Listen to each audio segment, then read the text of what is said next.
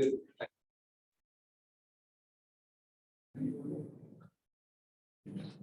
Recording now, I have to be careful what you say. Everything can and will be used against you.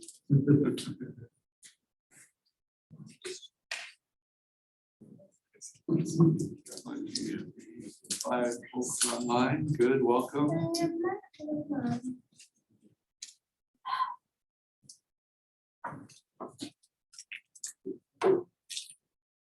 Please.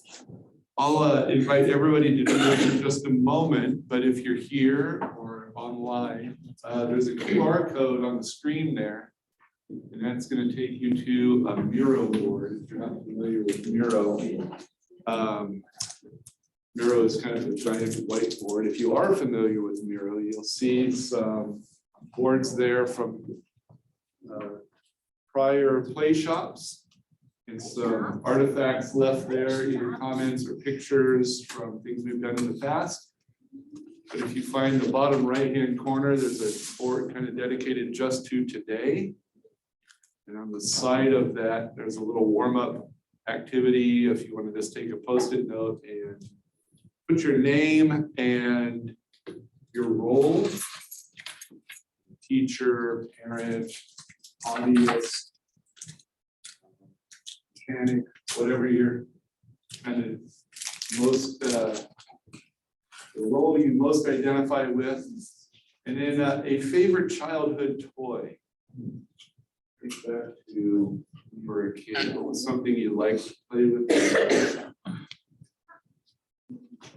And depending on your age, let's avoid video games. So a physical, real, three-dimensional toy that you liked to play with. Go ahead and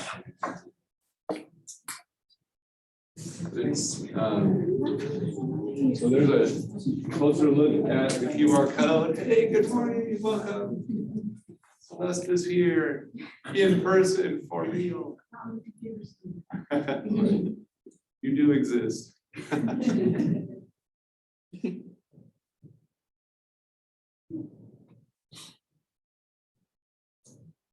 So if you go to that Miro board, you'll see something that looks like this. There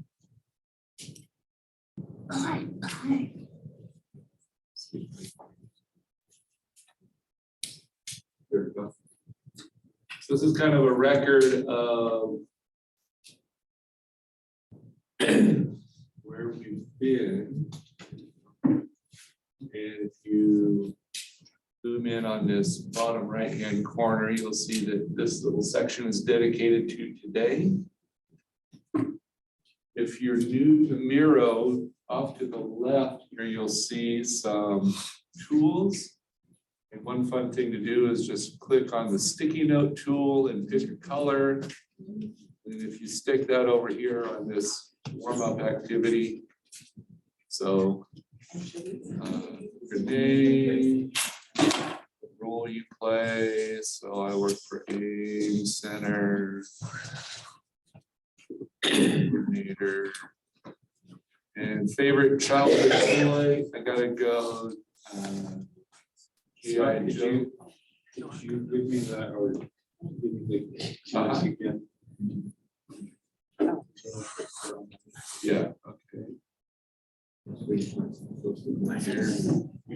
So my favorite childhood toy was my G.I. Joe with the Kung Fu. Everybody else is there. Let's go back to that guy. So there's the URL. Leave that up for a while now.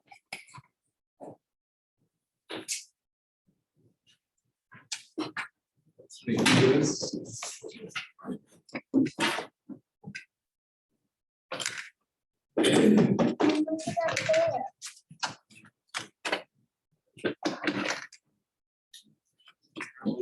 Activity to get us. So who's in the room? I can open it, but there's no sticky notes, so none of those tools are on mine. No, maybe just try and tap them around, maybe they'll pop up. On the phone.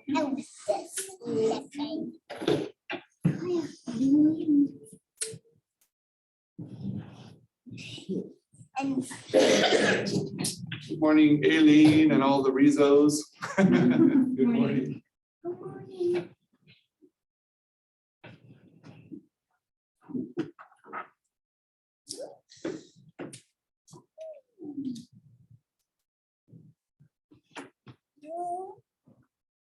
Post-it notes popping up here. Miro generally is a little easier to use on a laptop than on a phone.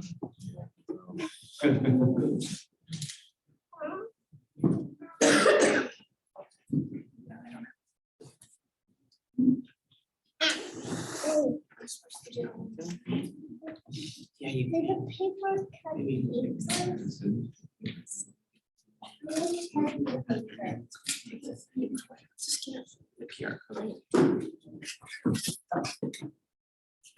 Easy oven, yes.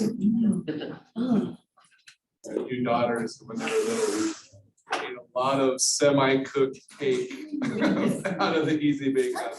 There you go. Easy bake oven, cooking with a light bulb.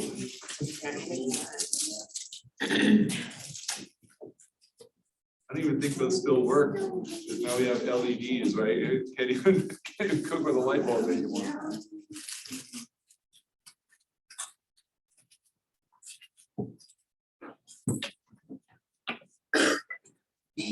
Scott, can we cook virtually? What's that? Can we do cook virtually? Yeah, right. Now it's Oh, Sean, you got your. now it's an easy bake app. I downloaded the app. Oh, I know. That's what I was thinking. But if you download the Miro app, Yeah. yeah, it tends to work a little better also. Wait, down. Oh, light bright, love the light bright, yes. Well, I'm trying to use. Felix the bear, nice. Kind of help move some of your stickies around too, if it makes it a little easier.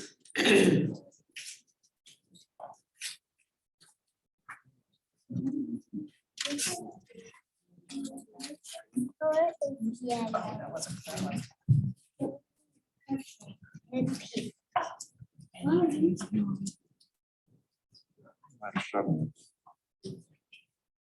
Where would those things go? Wait, it got me to that? I know. Shoot. QR code again. I like those. What didn't work? I'm pumped. Those are cool.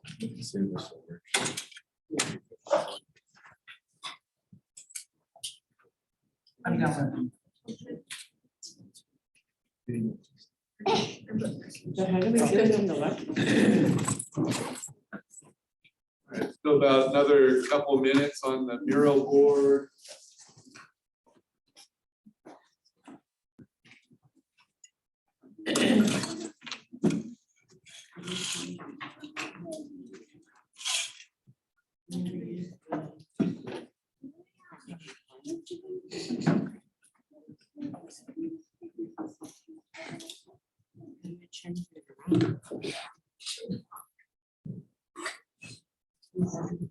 Greg,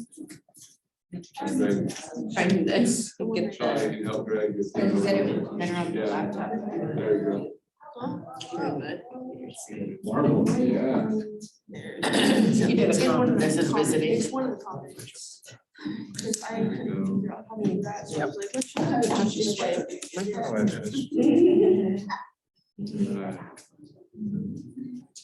Deborah, PlayStation, nice, okay.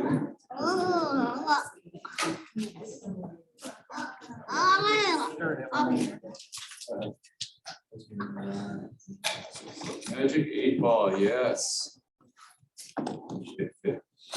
Make some major life decisions with that thing.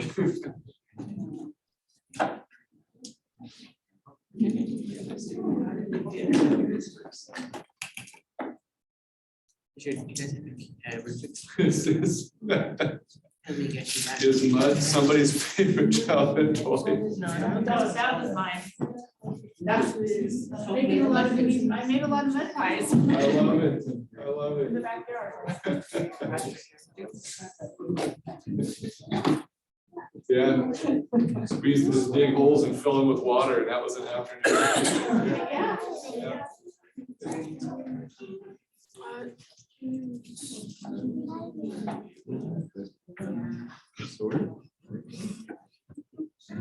This is back in the days when mom would just say, "You're going outside now. Yeah. Don't come back."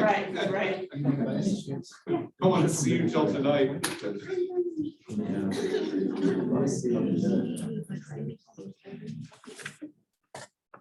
All right. Well, I think we have a full room and a full day of activities, so let's get started. Good morning, everybody. My name is Scott, and I'm a coordinator here at the Ames Center.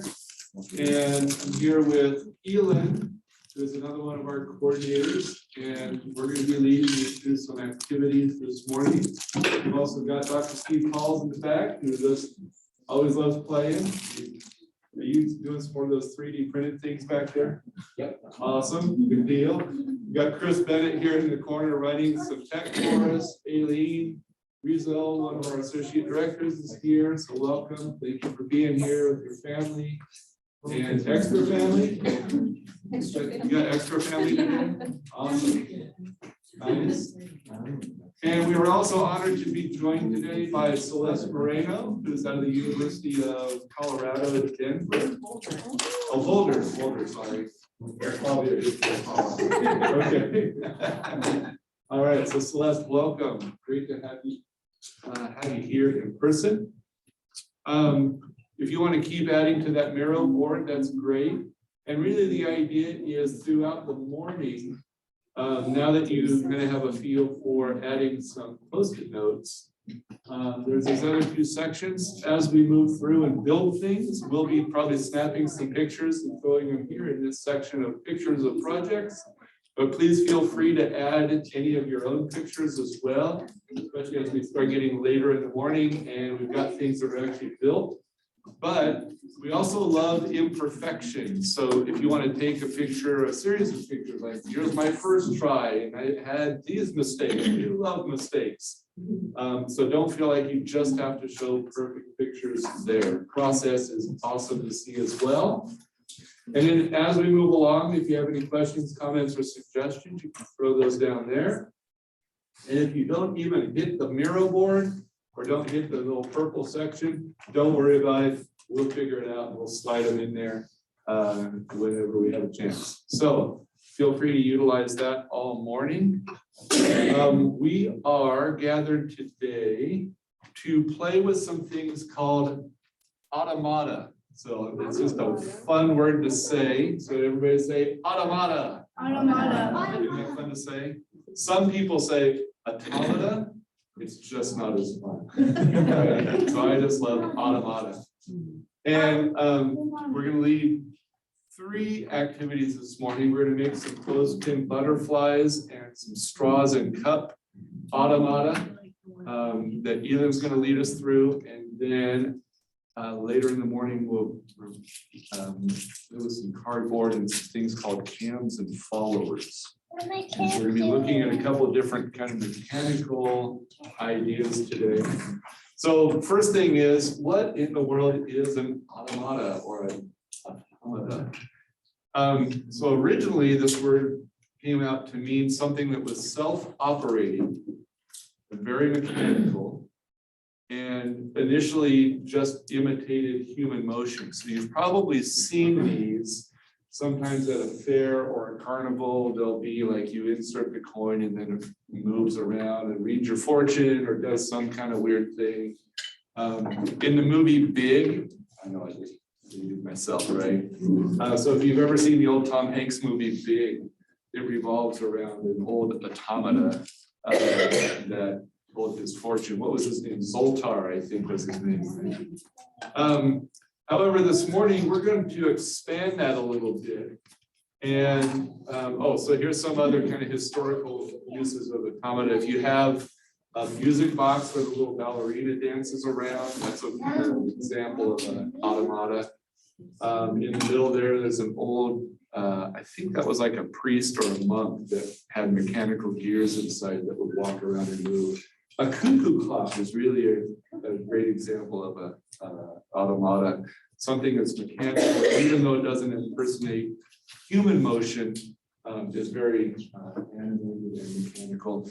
If you've ever been to Disneyland and been through like Pirates of the Caribbean and all the little pirates that are moving around that aren't human, those are really complicated versions of an automata or automata. So we're going to keep it a little more simple than that. We'll come back to that in a little while, but for right now, let's play. All right, and Elin is going to start us off. So let's see. I'm doing share here. And camera going. You don't want that camera. You want not that camera either. You want that camera. All right. So our first activity. Our first activity, again, and welcome everybody. We're so glad you're here with us this morning. We are going to make some clothespin. Right here.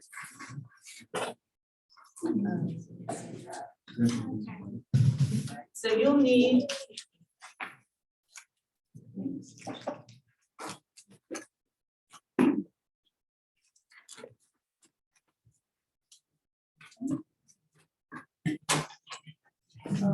to the need of clothespin.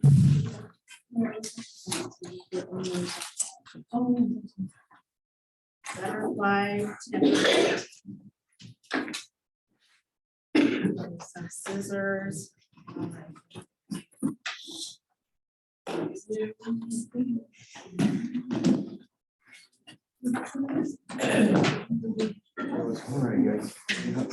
I'm gonna grab some markers.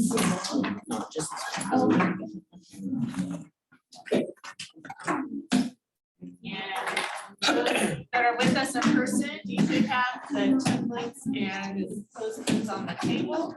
And there's some other general supplies in the bins.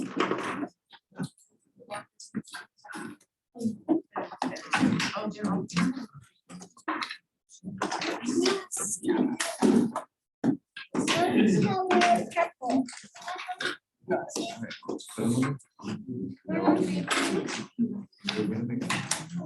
And we do have some more supplies in back too, so you might out of anything.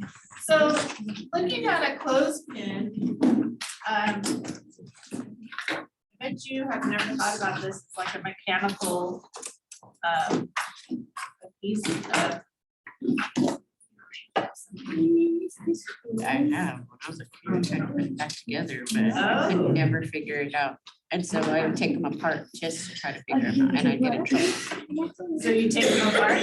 Yeah. I did that too. How many pieces does a clothespin have? If you look at it. 3. It has 3, right? The 2 wooden pieces, and then this part in the middle, the metal part is a spring. That if you pinch the 2, the ends that are open, it opens the other end. So we're going to use that to animate our butterfly, use that motion.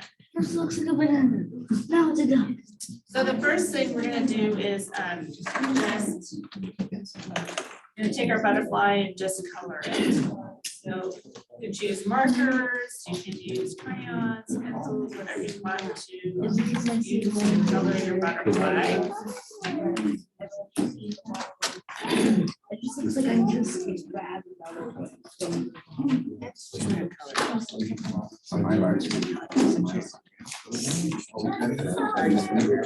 Printed that out. I took it off. They're at K school. And so I actually. I have actually all of the first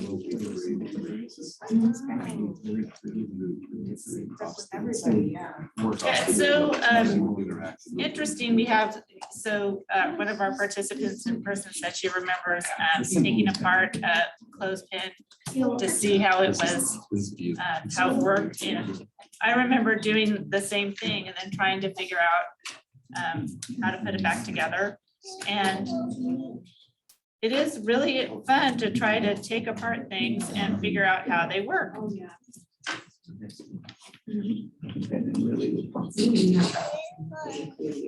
This is crazy.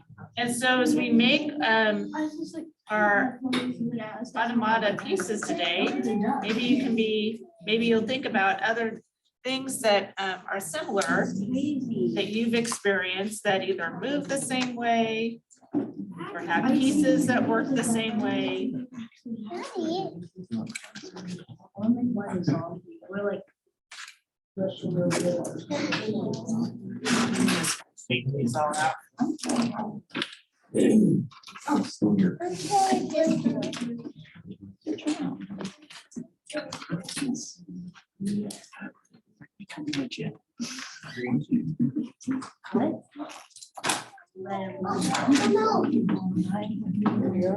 making diamonds.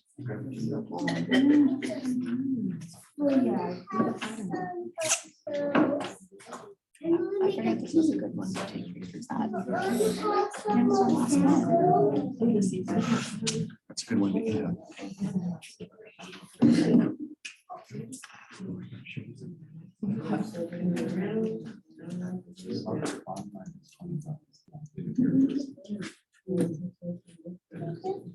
We had the door open, so.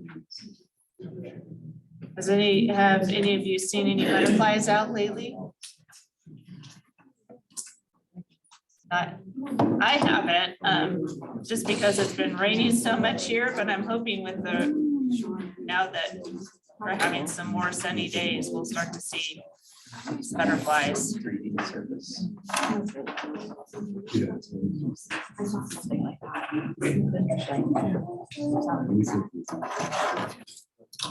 Even though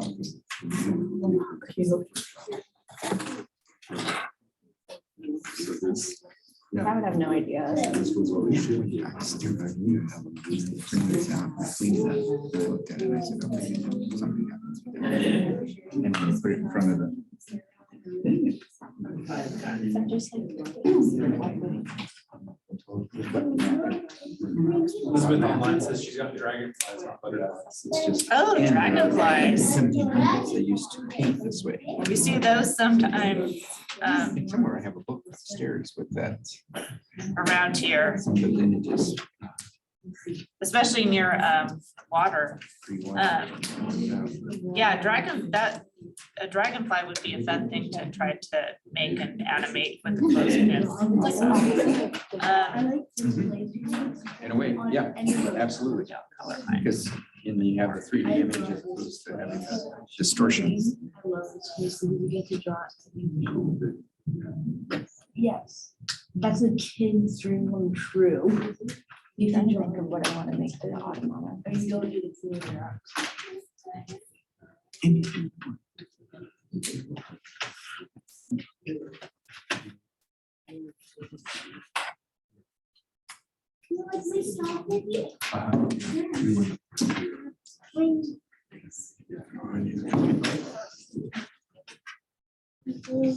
So once you have your butterfly colored, you can go ahead and cut it out. There's on the template, you see there's a dotted line at the bottom. You're gonna need to cut that out too, so you have a strip of white. A strip of the white paper to work with. So I'm gonna cut that out and set it aside.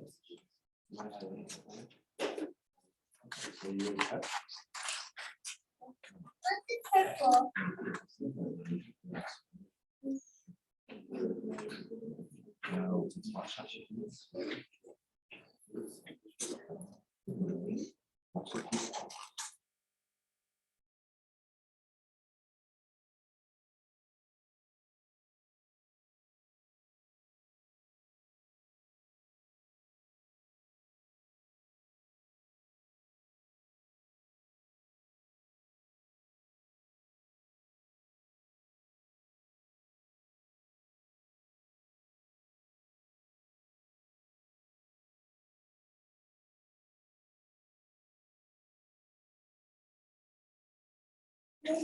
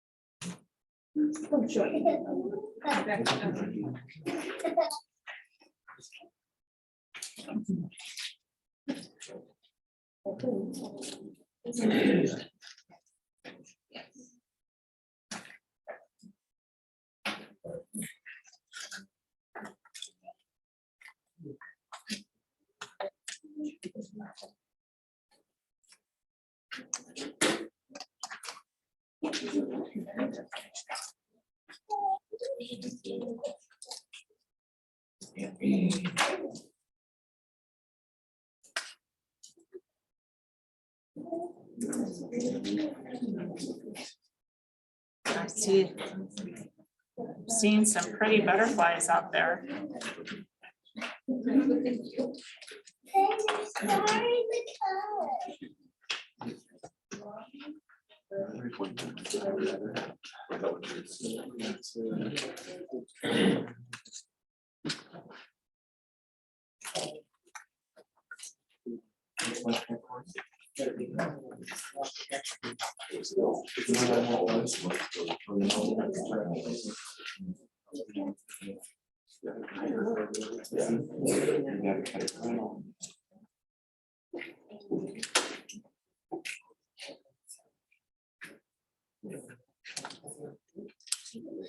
Okay, while you're cutting and doing your butterflies, especially for, well, actually exclusively for folks online, I hope you received your box of goodies that we'll be playing with. And I hope that you kept your box because we're going to be using that cardboard box. So if you still have your box that everything was shipped in, hold on to that.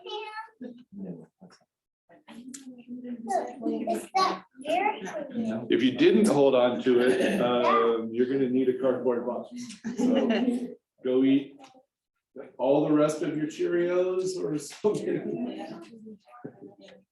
Yeah, a shoebox might work. Shoebox would be great.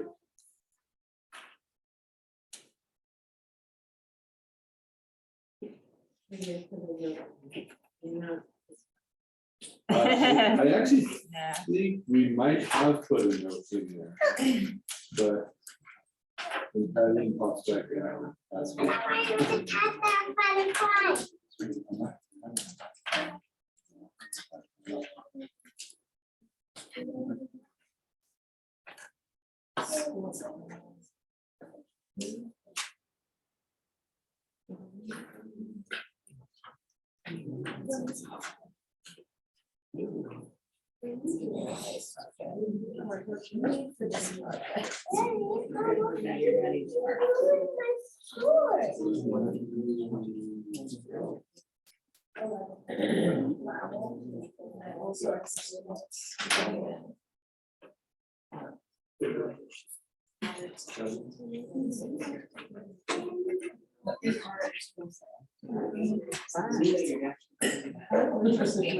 I haven't gotten, no, I haven't been, not to ask the kids to do that.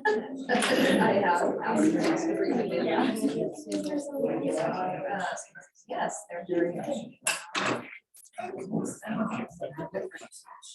mean, it's just one of the. Structures, but I can see why.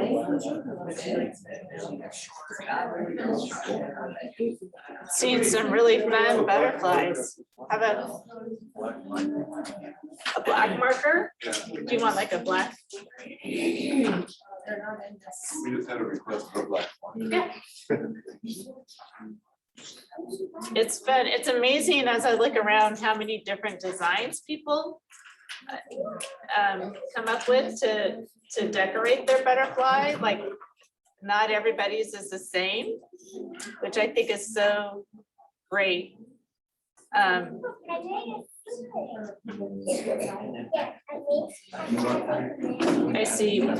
see circles, I see lines.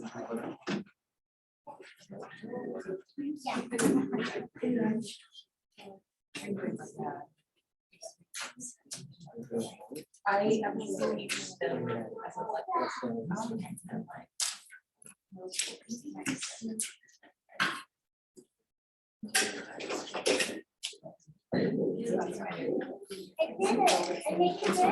And most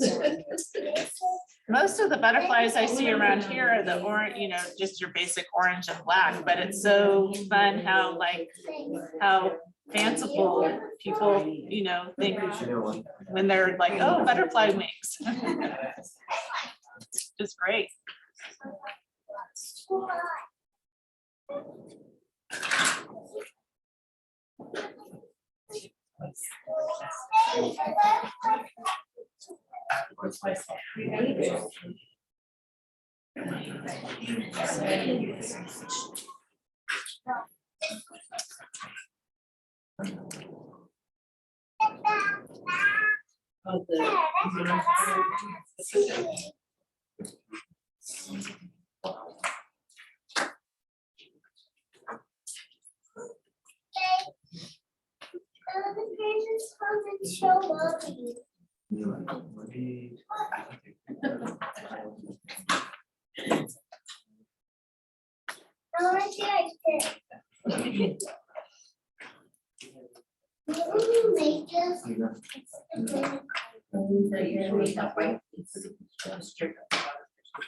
Yeah, so you are gonna need, remember, you're gonna need this white. This is gonna go underneath.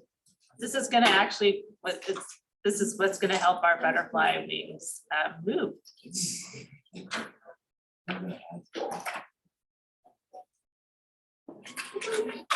How are we doing online? No questions. No pressure.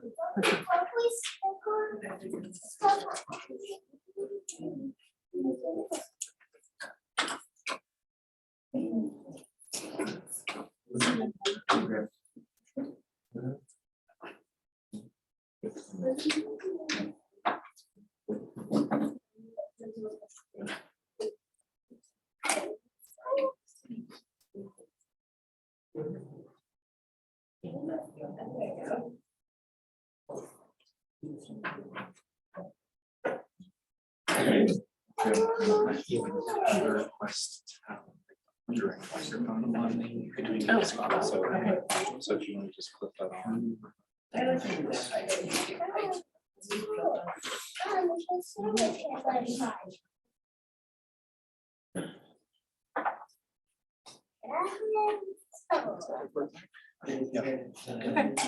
And I'm with you right now, but that's just the on remote switches. So when you're not presenting, you can just flip it out. Great, thanks. Okay. For those of you that are done cutting your butterfly out, you probably, if you want to just gently fold back the wings, that's going to help when we attach it. So you can just fold one wing back. And then fold the other wing back.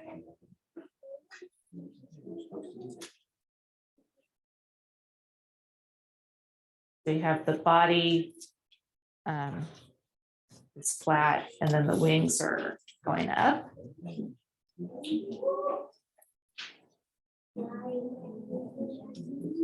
And then we're going to take our strip and that we cut from the bottom, and we're going to use some glue. I'm using a glue stick, which I think should work. And I'm going to put some glue on the end of the clothespin. I'm going to fold this in half quickly so I know where the midpoint is. And then I'm going to press the midpoint down.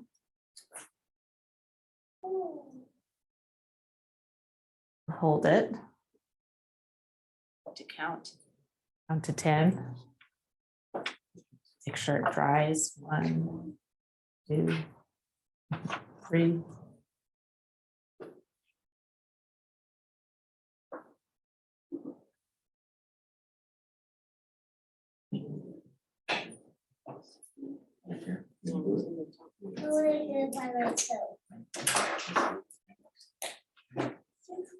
And once you have that strip glued on, you're gonna flip your clothespin over. And I'm gonna think about where I want to place the butterfly on top. You want to, I like to put it so where the head is above the clothespin. So the clothespin starts where the body is. So I'm going to put some more glue on my clothespin.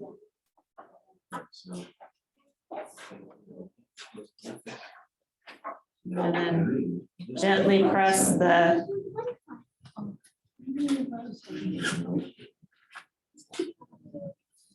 body down.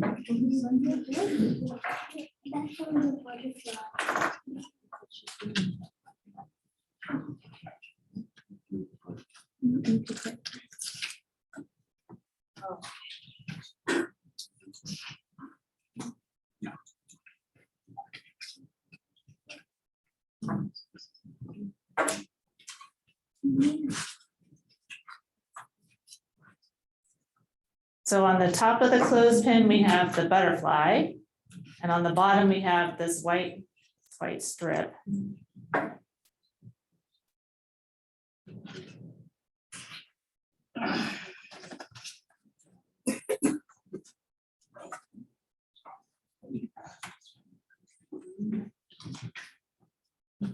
And then we want to gently fold the white strip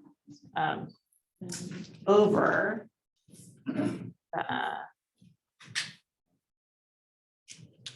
the butterfly.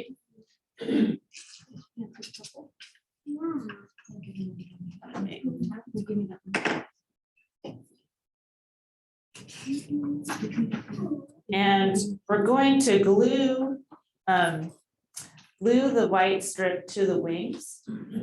You want to make sure that it's pretty tight.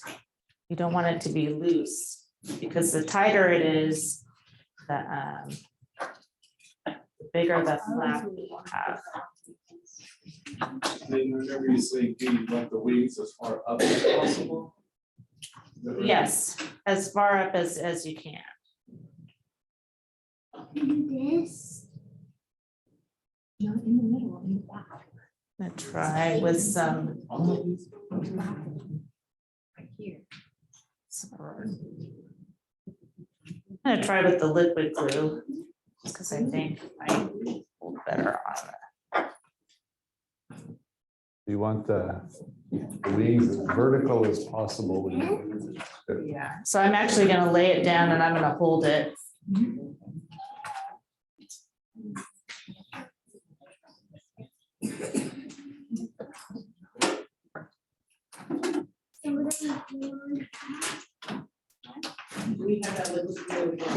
You should, yeah.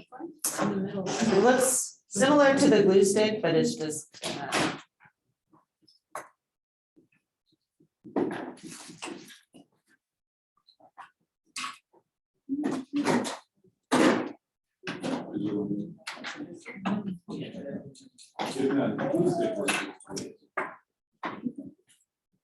Then we put the weight down.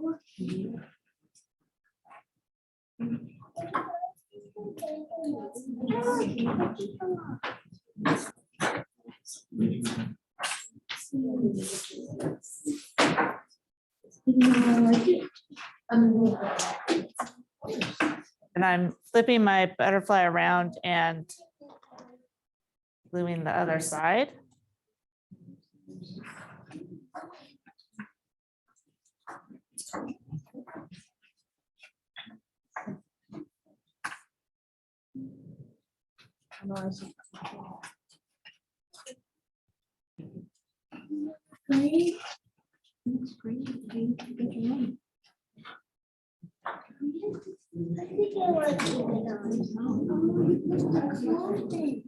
And then, oops.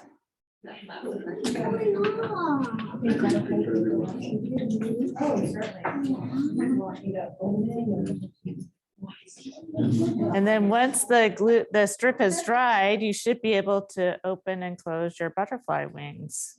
It might take that. This is the first time I've used the glue stick, and the glue might take a little bit longer to dry.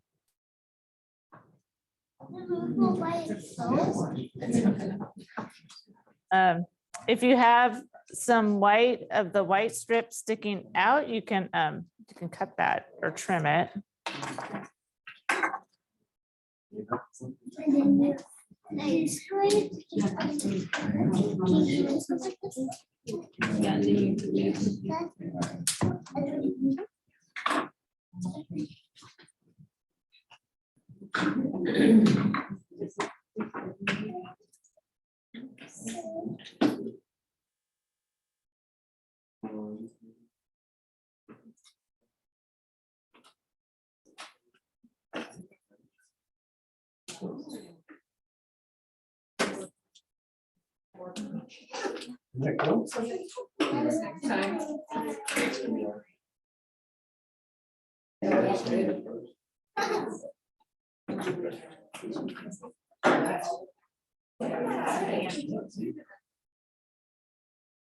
So after you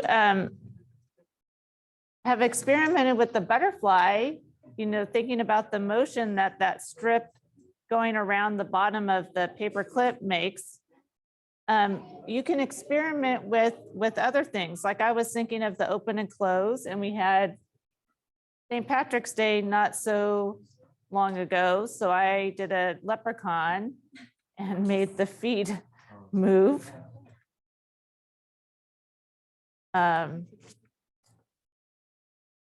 Oh, my other, yeah, I like to play around with paper. And I did use, I don't know, I think liquid glue might work a little bit better. So thinking about that open close, but going the other way, a little monkey.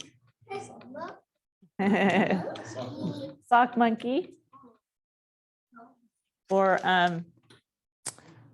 just a heart saying hugs.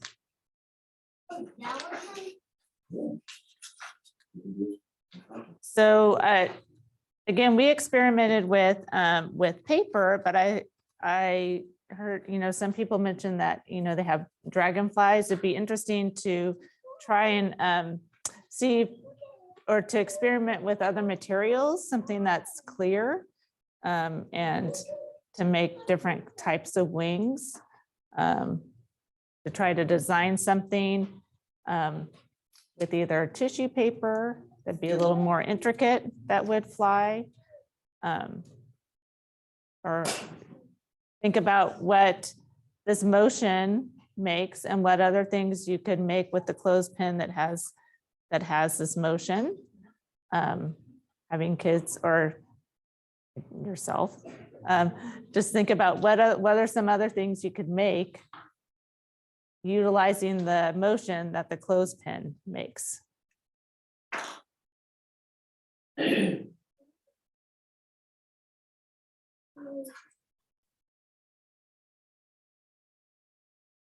One thing that kind of fun to keep in mind as we move through the morning is we really are looking at some mechanical actions there. So that's definitely a lever, which was one of the several simple machines. We have levers and ramps and inclined planes and wheels and pulleys. So that's just a simple lever, but like Elin said, it makes a certain motion, but it doesn't have to be a butterfly. So as we look at automata, we're really going to be taking an approach of here's a mechanical motion. Now let's put some creativity on top of that and see what kind of story we can tell. So this could be the story of a butterfly, it could be a sock monkey, it could be a clown, a leprechaun, it could be anything. Yeah. It's based on that mechanical motion. So now we're going to explore some automata with cups and straws. And we're going to make uses a motion, I guess a pulley. So I did this the other day because I was just so excited that the sun was out.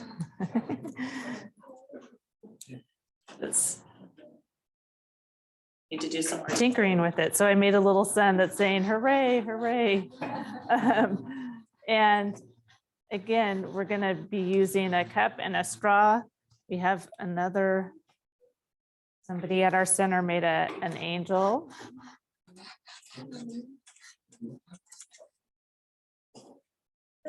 So we need to gather our materials. You need to get a cup.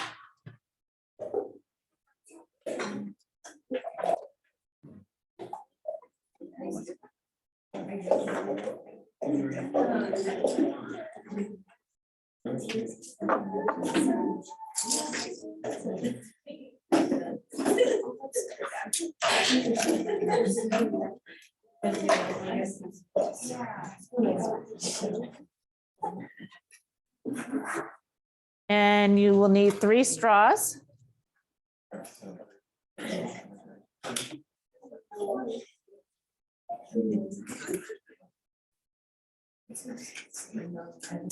Scissors.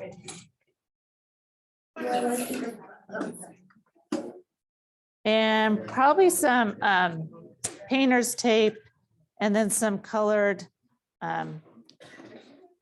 we'll use colored paper or construction paper afterwards to decorate.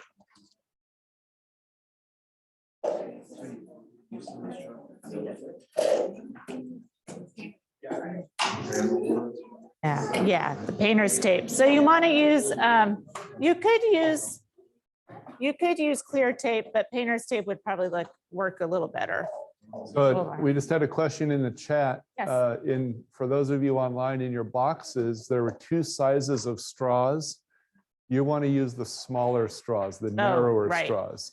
The bigger straws are for our. But we'll get to those for when we do the cams and followers. Next So project. yeah, use the narrow straws. Yeah. If you're in the room, that's the only straws you have right now. Yeah, it's the only kind of straws. But those of you online in your materials, yeah, there was a thicker, like smoothie straw, or if you've ever had the boba tea, it's the boba straw. So don't use those yet. Those will come in later. Okay. So, well, first, let's get our straws ready first. You could think about, if you have 3 different colors, think about what arrangement you want, because the middle one is going to be the one that goes through the cup in the bottom.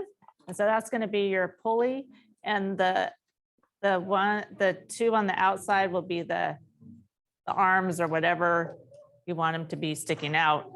So I'm going to set mine like this, and I'm going to put some tape around the top.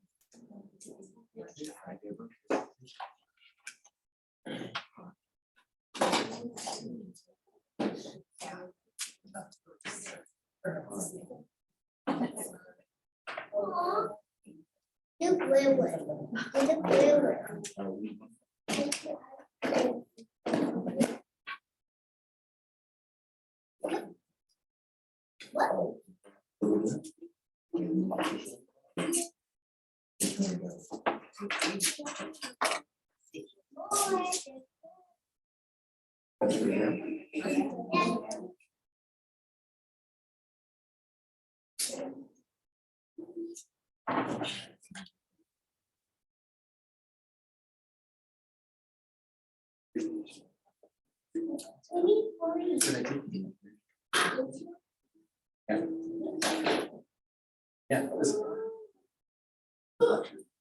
I was wondering, I had that feeling.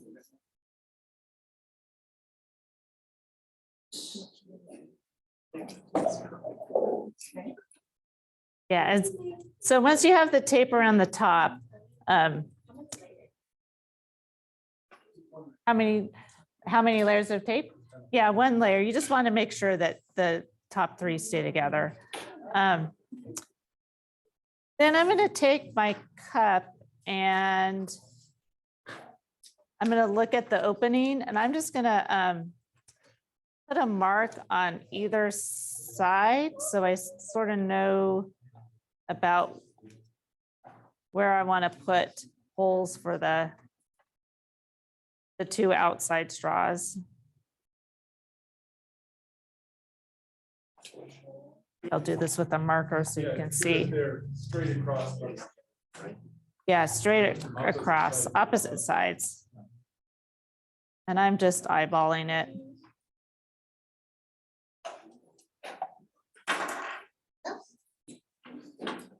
Perfect, guess what?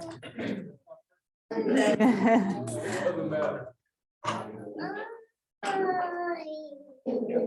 Yeah, it really doesn't. It's sort of fun to see where where your holes don't have to be perfectly in the center, and that sort of helps create like different kinds of movement with where the straws place. So it's sort of fun to see how exactly the straws move in your holes. So on the bottom, I'm going to flip the cup, and on the bottom, I'm going to poke a hole in the middle or about the middle with a pencil.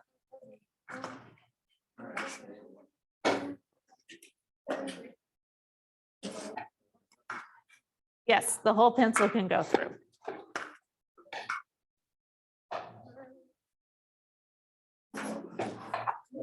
I like. That's a fun sound, huh?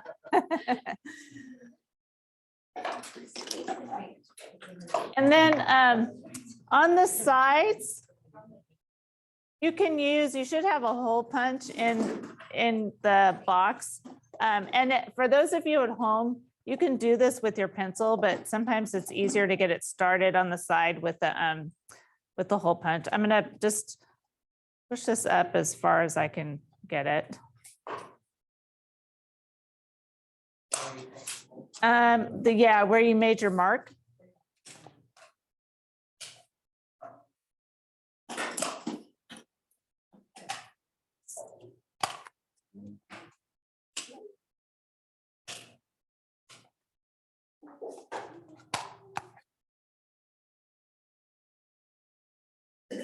And then I'm going to make the hole a little bigger with the pencil. Yeah.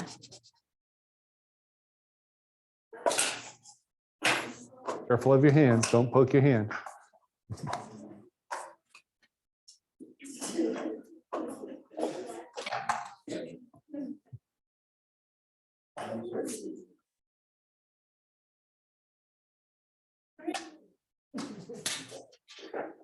So this is the part where you just have to experiment and play around with the straws. You can bend the outer two straws up, and they don't have to be bent at the same place, even just sort of bent. Because you might find you want to trim the outer two straws a little bit, but you may want to wait to do that until you stick the bottom one through the middle straw through the bottom.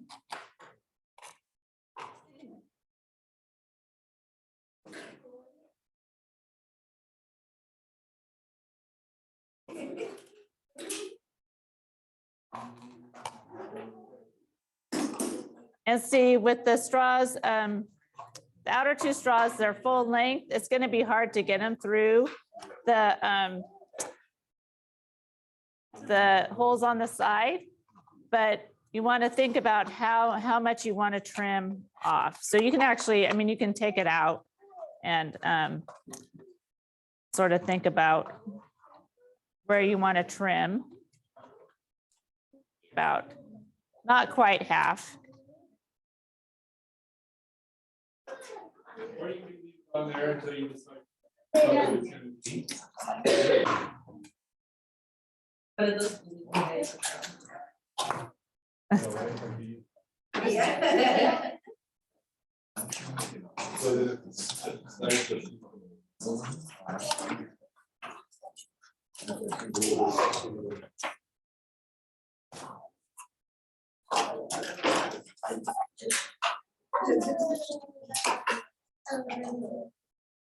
You may have to squish your straws a little bit to get them through. Bend. Don't be afraid to bend them.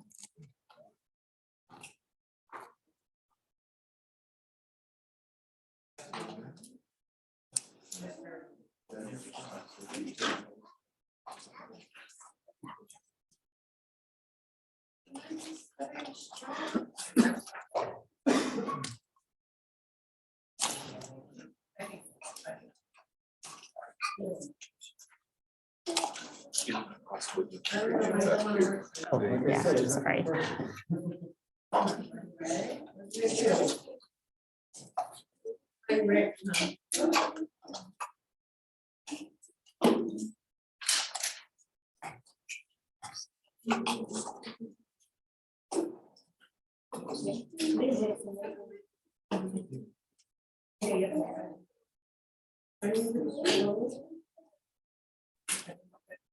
So once you have the straws through the holes in the side, you can pull it up, pull the straw that's coming out the bottom up and down and see what kind of movement it makes and what that movement looks like to you.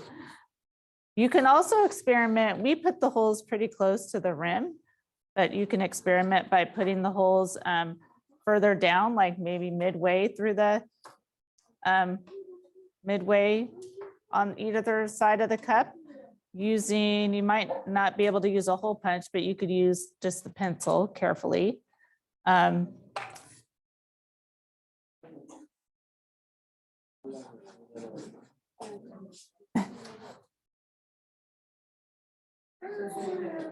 So you should have some, if there's not colored paper in your big tub, there should be some in the back, but I think there's some in the tubs, and you can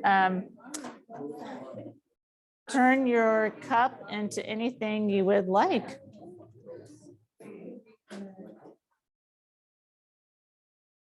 Yeah, so now it's unlike the butterfly. So now we've got a mechanical motion. And now you tell what the story that you see. Mm-hmm. What are you going to do with that mechanical motion? There are some examples on the back table if you want to look up there. Or, there's a couple up front here that Elin showed.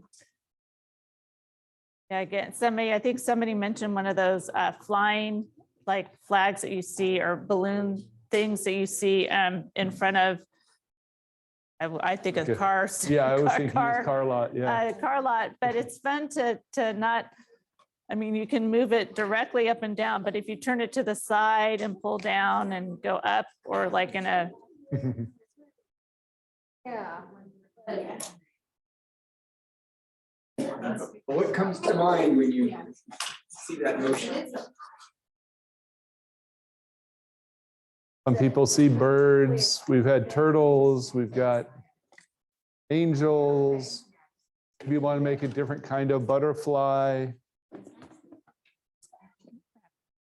Colored paper. Sugar, I wanted to love them so I could see what I wanted to do with it. It's really.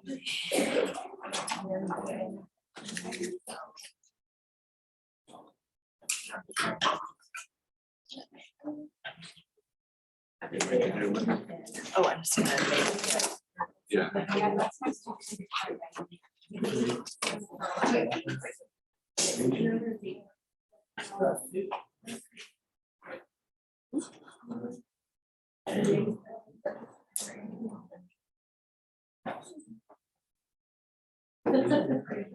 Oh, Ever got a bird or what is it?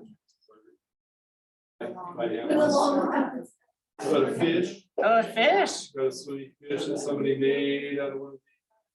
Okay, so. Those others sitting back here, it's one of those.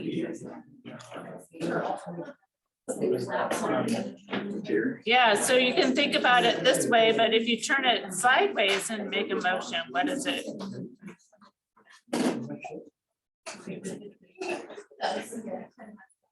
Okay.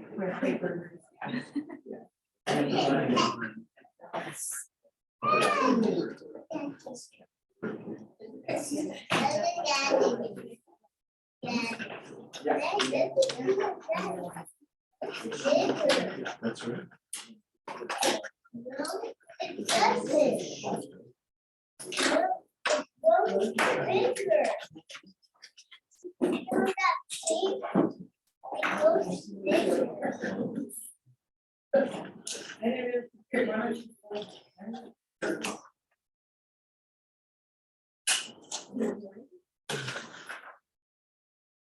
Yeah.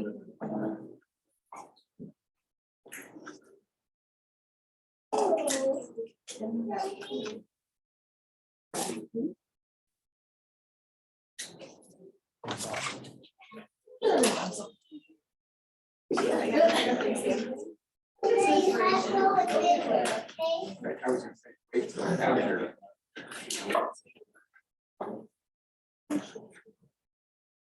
I'd like to. That's what-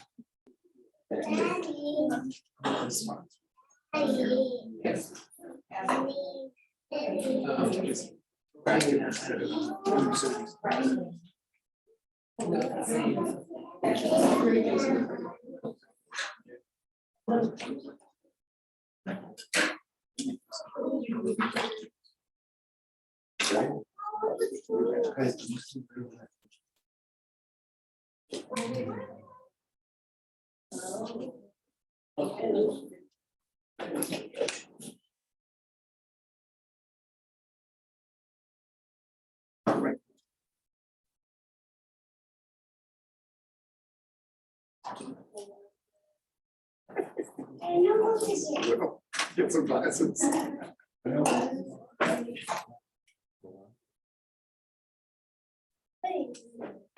Water.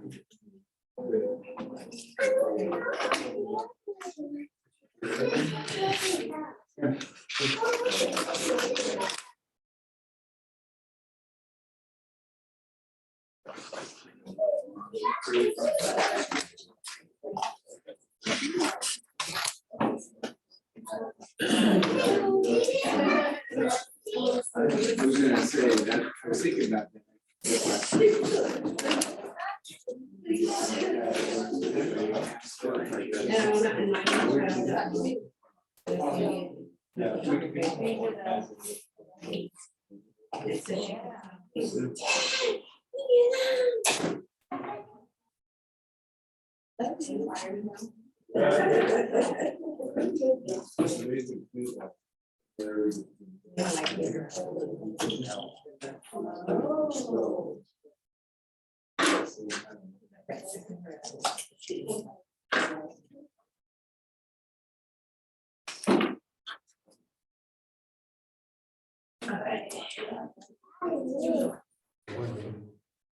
I don't like the same board.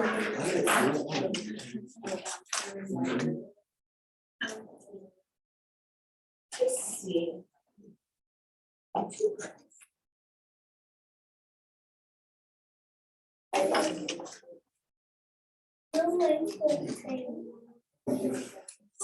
See, Ava and Graham, are you making? Did you make a butterfly?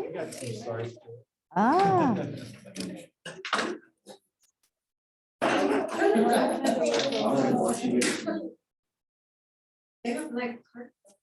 all right. We've got some nice additions to the Miro board. A couple of people have already added some pictures. Awesome. Got some nice butterfly pictures there. Thank you. Oh, somebody uploaded a little video clip. I think. Yeah, there we go. Awesome. Somebody even went rogue and used a different kind of clothespin clip. Nice. There's nothing magic about the clothespins we handed you. Nope.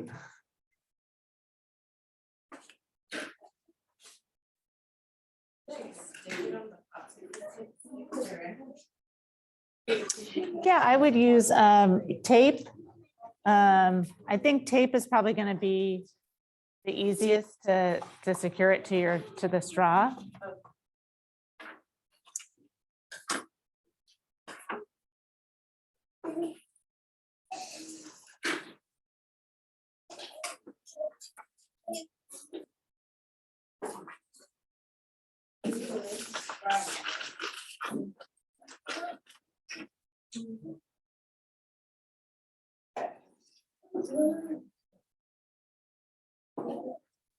One kind of interesting conversation that we've had around these automata before is, what do you start with? The mechanics or the art? In other words, kind of what we're doing today is starting with the mechanics. So we started with a clothespin and look at the lever action of that and then put a butterfly on top. Even with these straws and cups, we're starting with the mechanical motion first and then seeing what kind of story do we tell with that. But certainly another approach is to start with the art. In other words, I want to make a turtle. How am I going to make that turtle move? And then figuring out the mechanics that will go into the turtle. So definitely two different approaches. Yeah, I think of somebody who's designing cuckoo clocks. They probably decide what motion do we want this clock to make when it chimes. Now, how am I going to figure out the gears and pulleys and levers and cams that are going to make that happen? Two different approaches.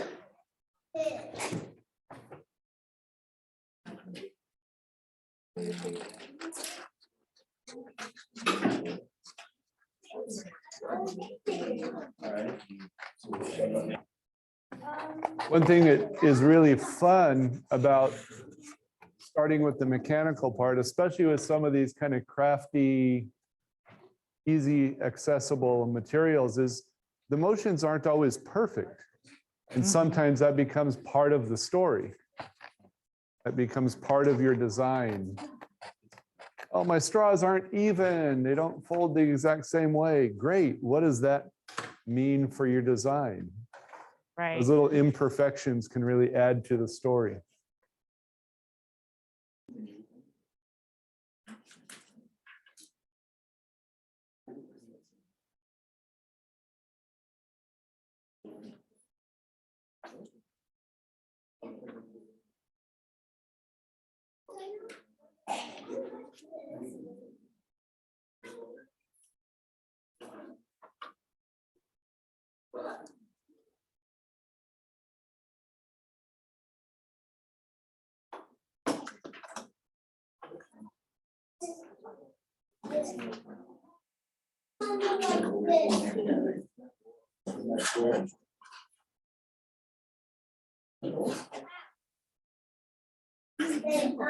Don't forget, maybe stop and snap a few pictures of your process as you're moving along. You want to put some of those process pictures on the Miro board, that'd be great. Love seeing process pictures. How did we get to that finished project?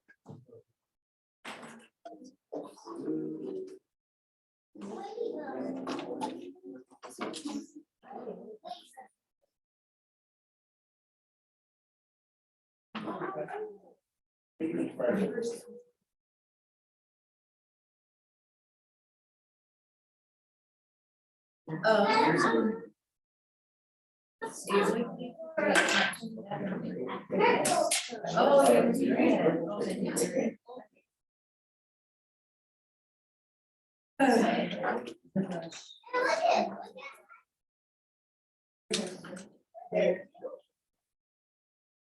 Maybe the.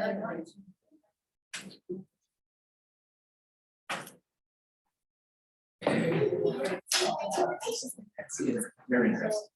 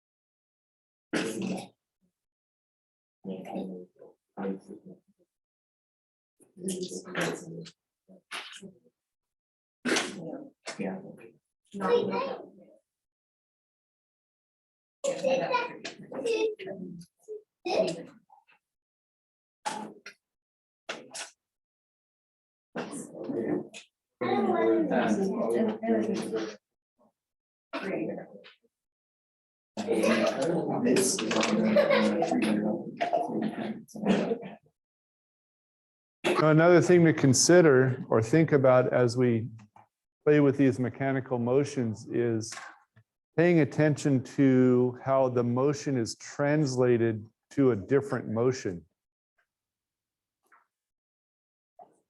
For example, these straws in a cup, you're just simply moving one straw vertically up and down in the middle, but that's translating to some very different kind of motions at the end of the arms. You're changing one motion to another kind of motion. Even with our little butterflies, we were doing a pinching motion, but it translated into kind of a flapping motion on the butterfly. Going to become even more apparent or more dramatic when we start looking at cams and followers. We're going to change a rotation motion into a vertical up and down motion. Kind of what mechanical linkages are all about. Yeah. See some really fun ways people are decorating, even decorating their cup.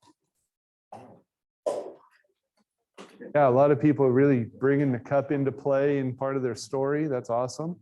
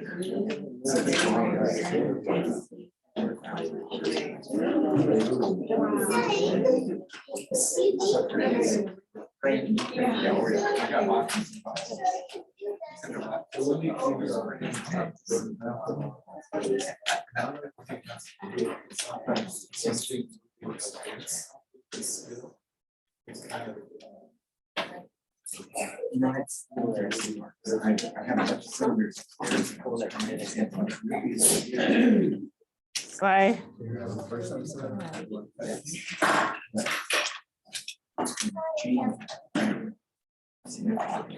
All right. we got Explored with, Santa I Claus going on. decided to make my arms hold each a balloon.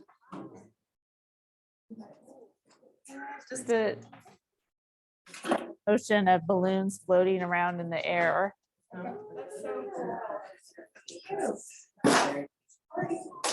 A party, yeah.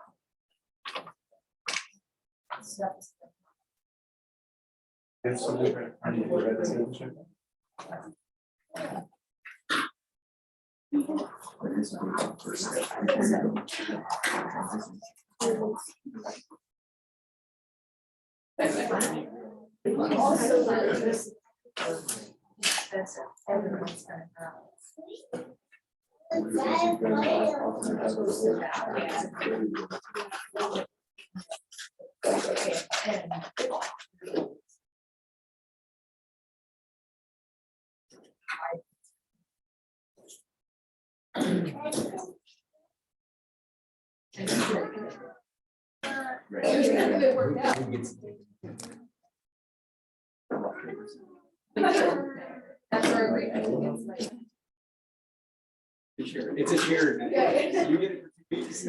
Shared custody.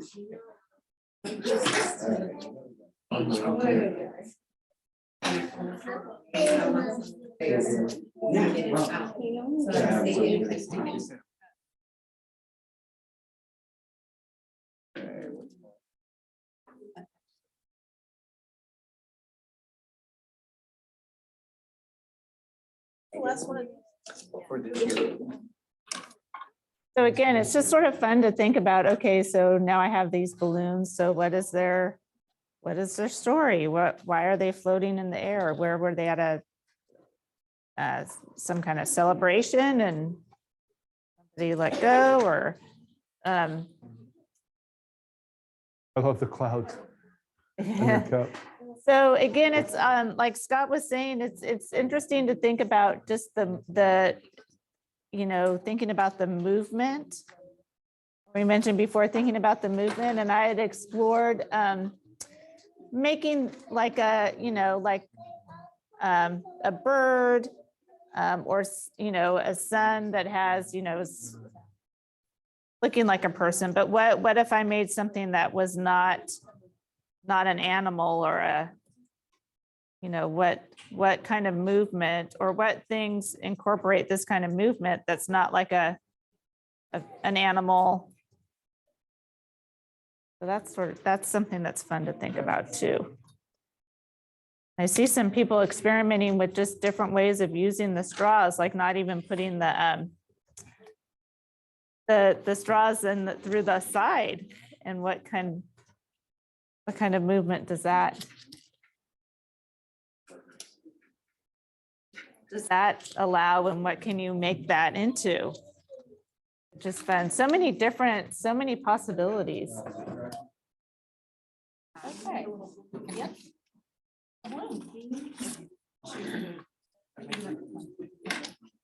Well, typically, They would have 5, right? There would- Okay. Green.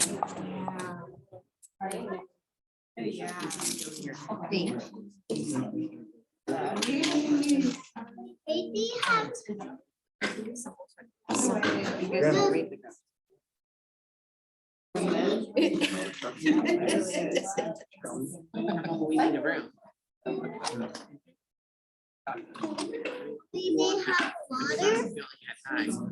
There's water too.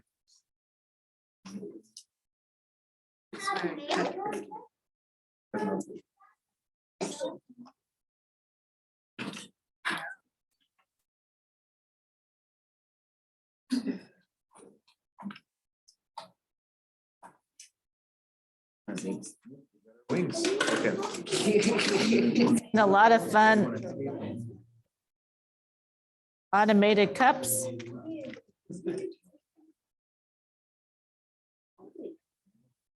So make sure you're putting some pictures in the, sharing pictures on our Miro board. And again, it's so interesting to see just like, well, how many different designs or things, creatures that people come up with.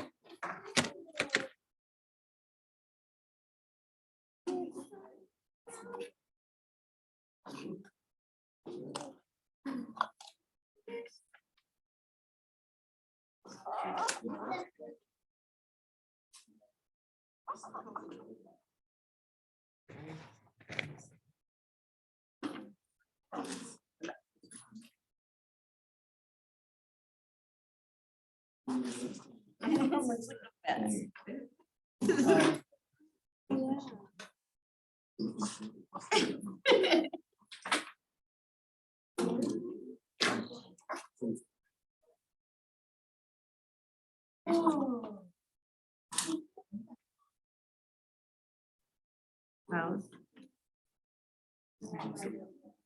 Like, do a little bit.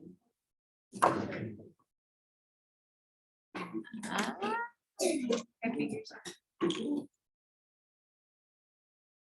Maybe. We'll see. We will test my theory.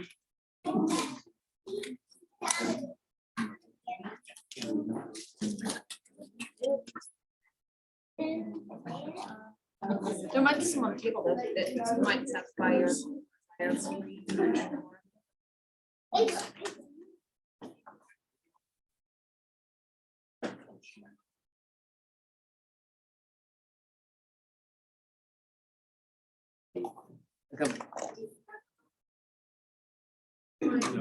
Master slave. Sean, you guys have a black marker? Do you guys have a black marker? We have gray. What she did was she put tape down on a piece of paper and then cut it off. That's what she did to make the head.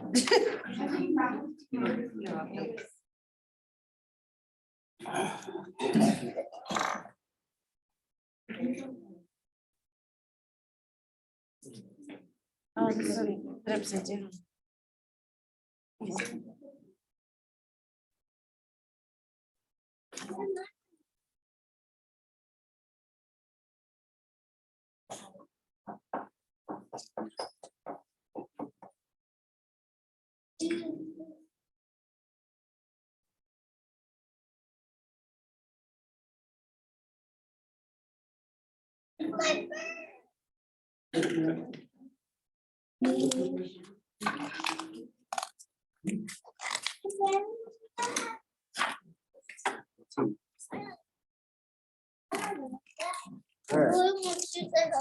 I know. Ava, sit on my lap. All right.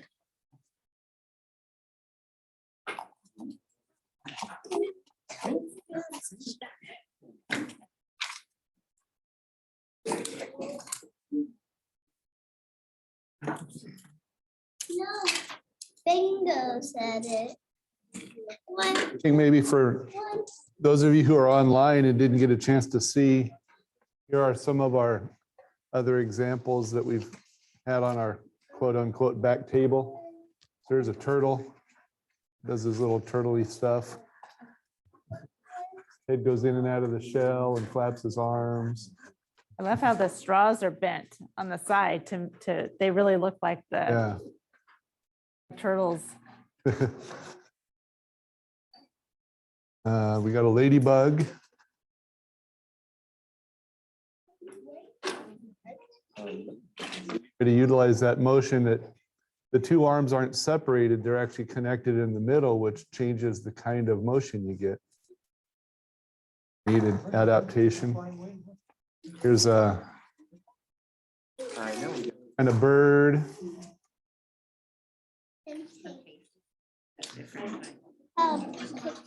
Somebody did with, instead of 3 straws, using some extra straws and getting some extra arm motion in there.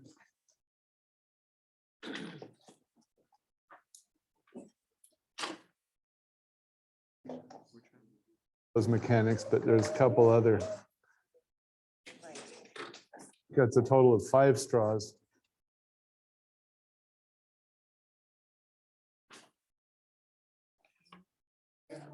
So just different examples.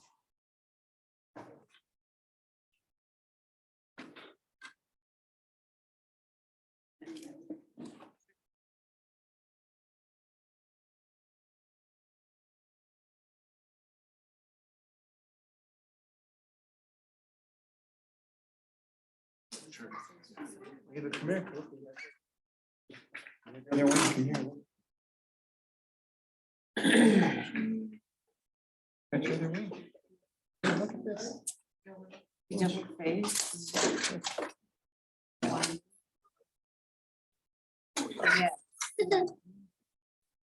We have one.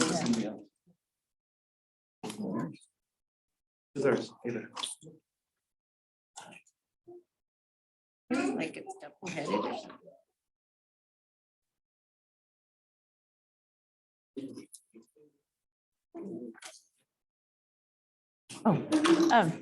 So as you continue to make your automated cup, just wanted to point out that especially, well, all attending, but for those of you that are online also, that in the center of our Miro board, we have some resources that around maker-centered learning.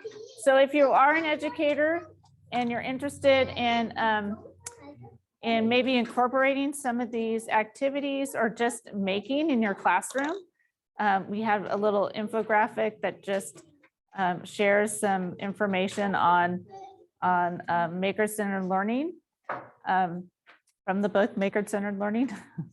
And then so just some different ways to enter into maker-centered learning in the classroom. And those are in a form of a template that you could utilize just to think about how you might design a maker-centered lesson. So those are for you to use.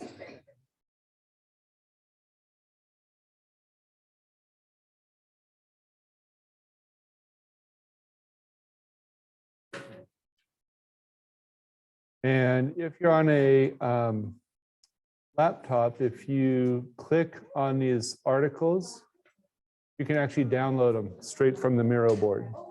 So if that's a resource that you are wanting, feel free to download those.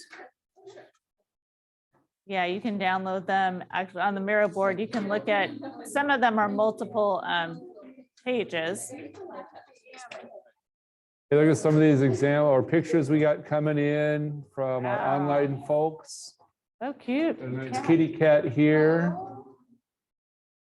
Very nice. Thank you for that. Oh, fun. Oh, rocket ship. Oh, nice. Little rocket ship with fins. So that's going to explode out of there. Very cool. And then put some clouds right here, so it covers the strawberry. If we got a flower coming out of the cup.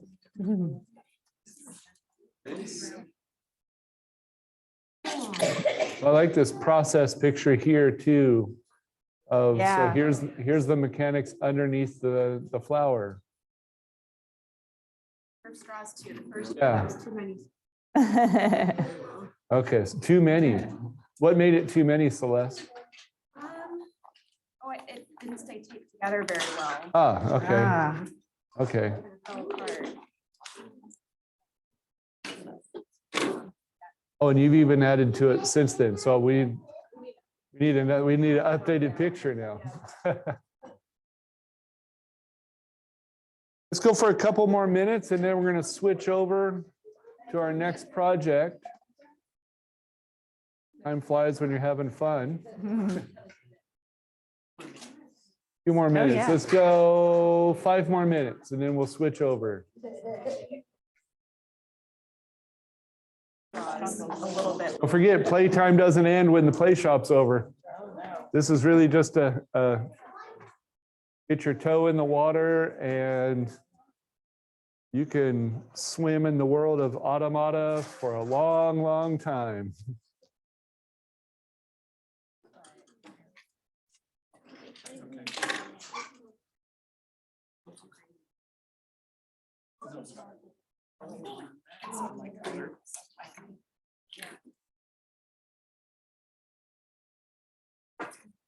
I like it.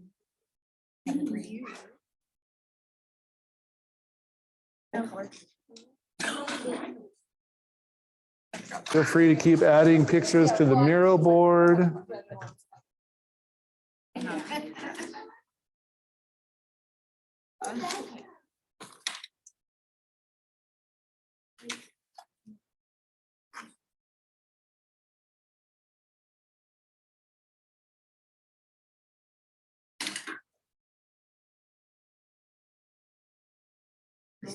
Yeah. It just looked like the. No, I know. All right, so feel free to keep playing. I think while we're doing that, we're going to start handing out some materials that you'll need for our next activity. One of those.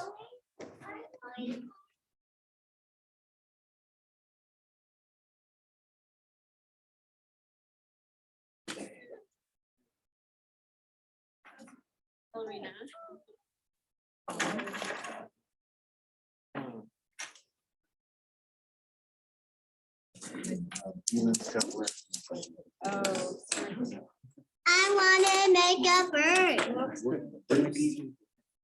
Oh, you did. We're gonna make them. All right. Since I did, I might use.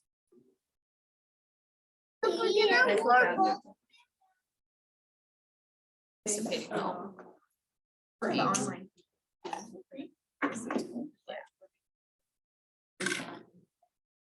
Okay, a few more minutes. We're going to keep handing some things out. I'll go ahead and put on the screen for our online folks the things that we're handing out so that you know what to gather. So the first thing is there's these little discs with cubes on them that have holes in the top. So you're going to need those. I think you had some of those in your kit.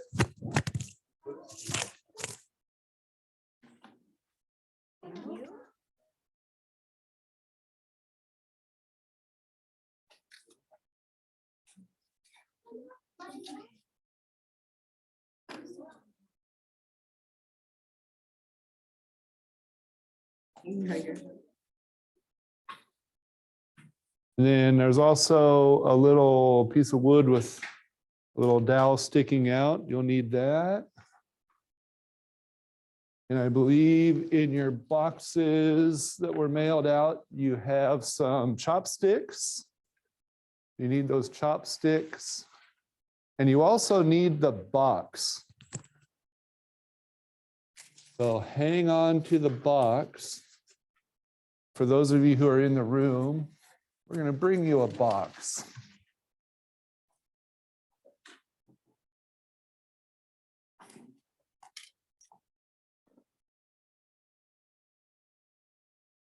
box.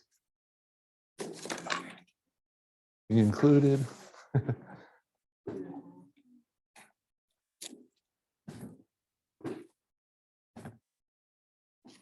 Need a box.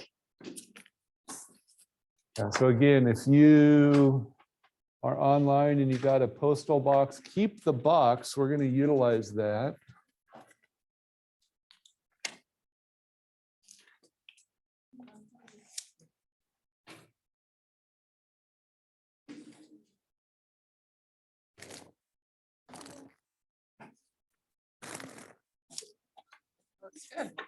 Sure. I'll start on the other one. 3.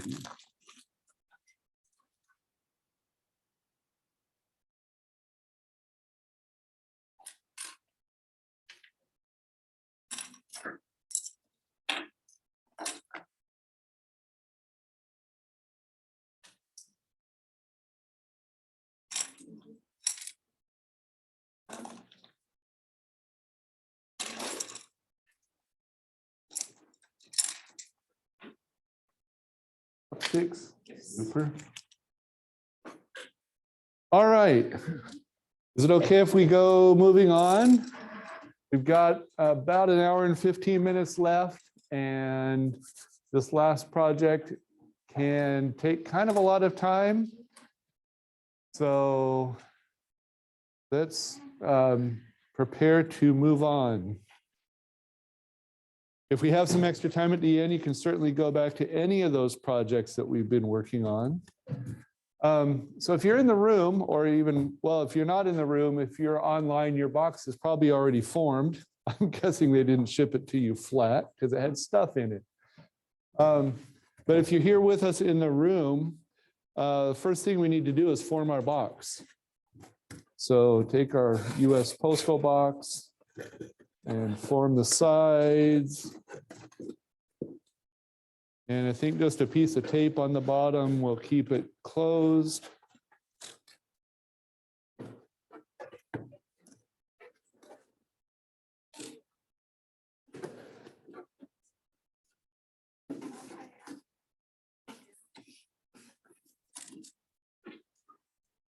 So now the top, and everybody at home can do this too. The top, we don't want to necessarily close the box in. In fact, if you take a pair of scissors and cut off those flaps, then we're actually going to use that cardboard in just a moment. So you can cut off the flaps on the top. You don't necessarily need to cut them all off, at least a couple of them, and we'll utilize that cardboard in just a moment. I think I'm going to cut mine all off just so they don't flap around as I'm presenting here.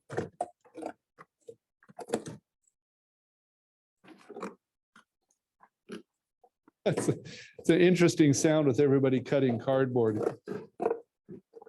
Kind of sounds like a bunch of like pigs in a pigs in a pen. Yeah, rah, rah, rah, rah, like it's feeding time.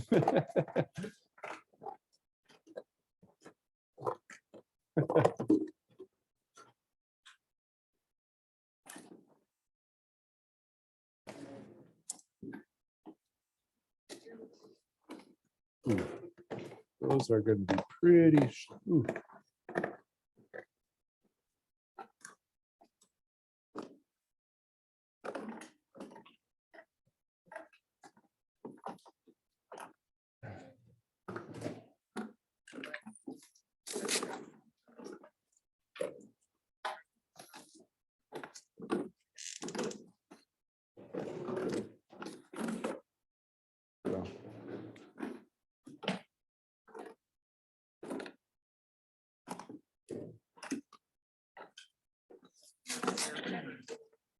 Oh, Elin, we also need the boba straws.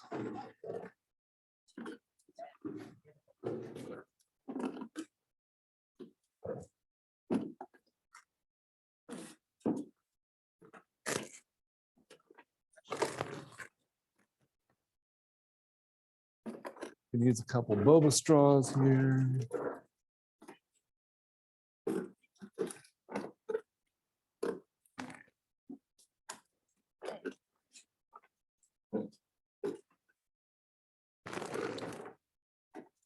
These, oh, you guys got.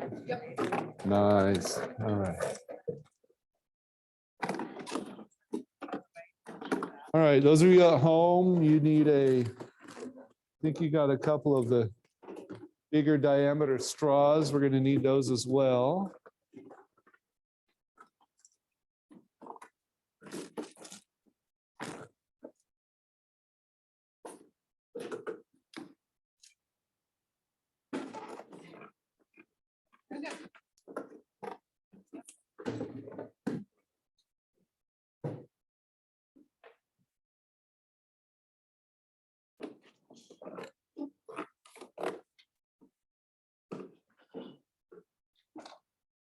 Okay, I put on the screen here a little animation. And this is, in essence, what we're trying to duplicate. So the motion that we're going to be talking about now is what's called a cam and a cam follower. So a cam is this piece down here at the bottom that's rotating. And we're going to build some cams and we're going to put them on an axle that's sometimes called a camshaft. And as that rotates, there's going to be a vertical piece that follows that. Now this particular cam follower has a spring on it. We're just going to let gravity do our work for us. We don't need the spring. But we're going to design some cams and then have something sitting on top of it that will follow that motion as we turn it. That's pretty much where we're headed for the rest of our time together.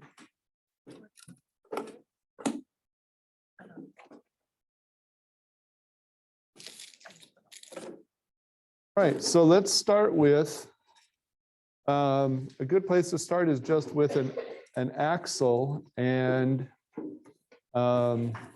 how we're going to make that happen. So I think you guys at home or that are virtual got a certain kind of chopstick here that's pretty pointy at one end.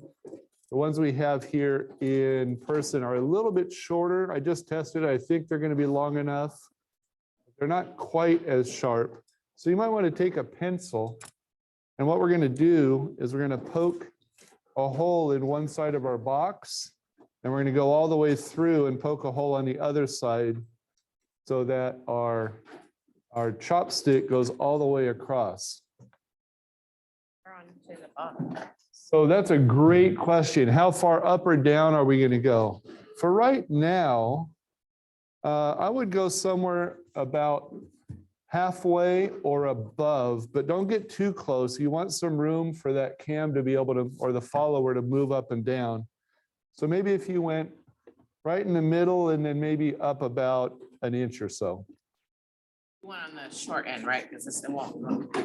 Yeah, it won't reach all the way across this way. So we're going to go across the short measurement there. Yeah, another question? Oh, how far? Good question. So how far front to back? Ultimately, what we're going to do is we're going to set this box up like this so that this side of the box becomes the bottom and the other short side of the box becomes our top. Okay, so this is going to be our front going that way. Oh, there you go. I don't know if you can see that. There you go. And then the back will be along this other side. So from front to back and top to bottom, we want this about in the middle, maybe a little bit above the middle. And then if we can get it right about in the middle between the front side and the back side. And so I'm just going to poke a hole there.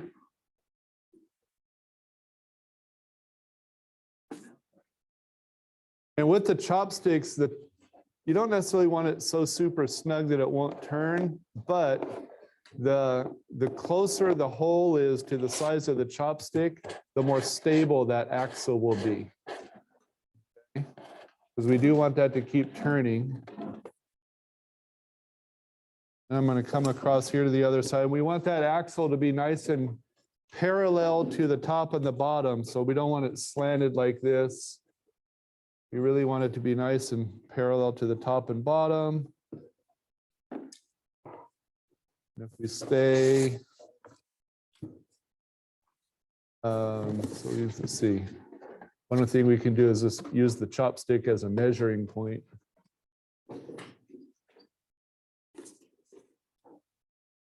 That's that far down. And I also want this in the middle, about there. And then on my chopstick, whole location. That's some good estimating going on. You're measuring. Yeah. Yes. Other side of the chopstick can come through.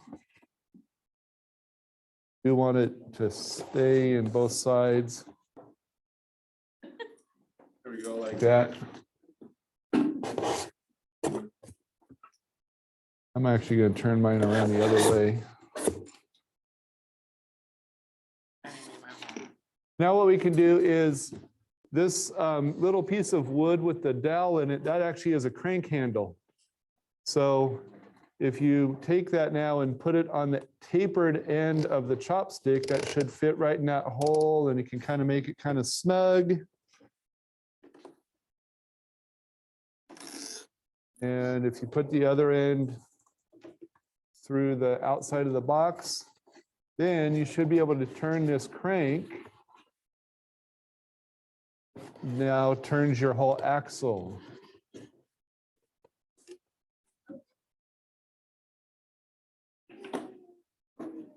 That's our rotational motion that we've got. All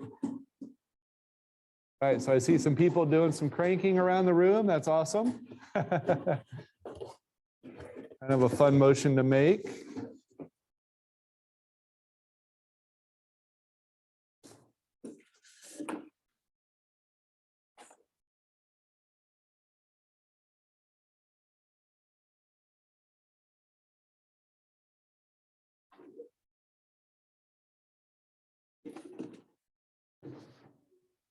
All right, now let's talk about the cams. So cams can come in lots of different shapes and sizes. And one thing we might experiment with is those cams and the shapes. So think about as these cams rotate, and if something follows that rotational motion, what kind of things will happen? Those are turned.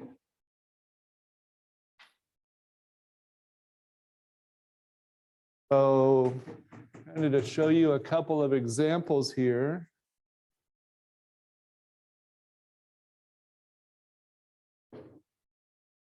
Trying to do this on the camera as well. Here's ultimately what we're going to end up with. So here's our cam on the shaft here. And as I turn that, it's going to be pushing that follower up and down. Or that stays on the cam.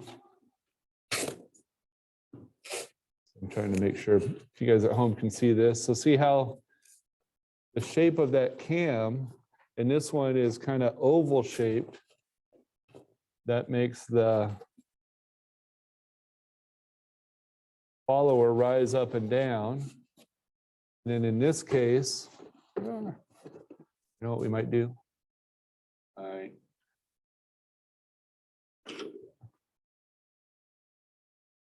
Straight down. Here we go. My camera pointed right at you. Oh, yay. Chris to the rescue, as always. All right. So if Chris is highlighting that camera, are you going from back there? Yeah, straight ahead. Perfect. All right, so you kind of see that turning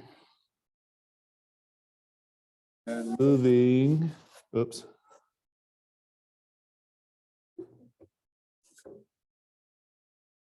And kind of experiment with the location of the cam and the follower. And then the motions that that makes. We've got our little jellyfish on top here that bounces up and down. Can you guys see that up there? There you go. What if we pinned that camera? And one thing that's kind of fun to play with is if the cam is not directly underneath the follower, but if it's off to one side, then you get a rotational movement. So it kind of makes the little, oh, I'm right in the middle, of course. So then it makes the cam follower spin. So our little jellyfish turns around. We can put it on the other side. And then he will spin the other way. One thing that you could also play around with is having two cams right next to each other, one on one side and one on the other. And if they are twisted a little bit, off center from each other, then one cam will make the object spin one way and the other one will come back the other way. So lots of different examples with that. But the basic movement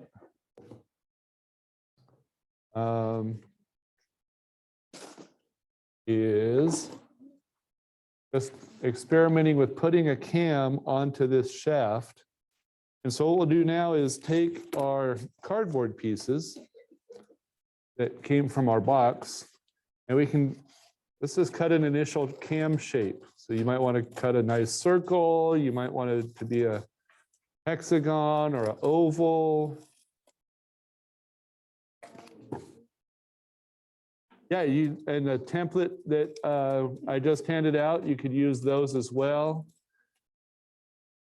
But the cam does need to be at least as thick as a piece of cardboard. Scott, we had a question in the Yeah. chat. They want to know, does CAM stand for anything? That's a great question. I believe the answer is no. No. Okay.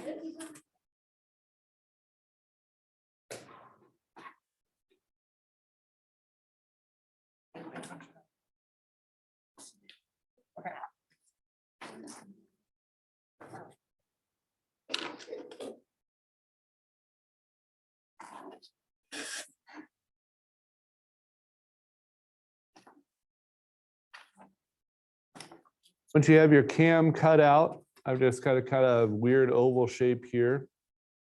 Again, this is where we embrace the imperfect. So now we need a hole for our camshaft to go through. And we really want this to be as tight as possible. I think those of you at home got a square chopstick, and that actually helps keep the cam stiff on the camshaft. Little piece of tape never hurts either. But another thing to play around with is where is that hole going to be? If it's off center, then as this rotates, it's going to create a very specific motion around that axle. But we can also play around with moving the location of that hole. If it's in the center, the motion, the up and down motion is going to be a lot less dramatic.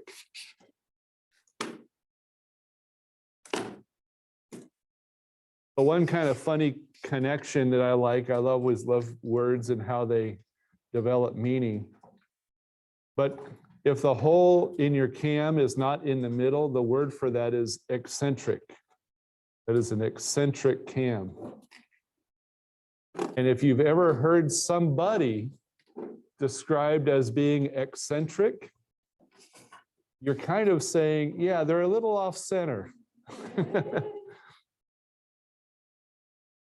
If you know anybody who's eccentric, you know somebody who's just a little bit off the middle.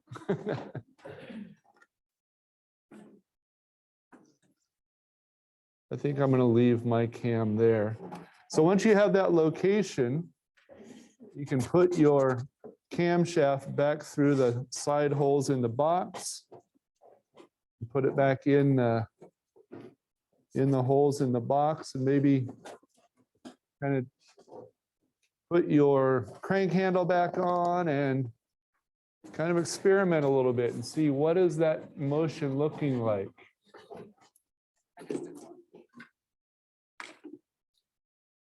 I'm supposed to feel, I'm not following directions. And if you want to put more than one cam on your camshaft, you certainly can.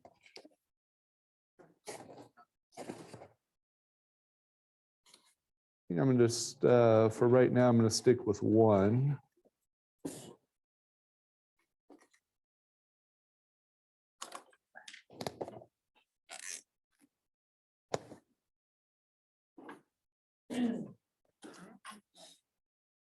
Oh.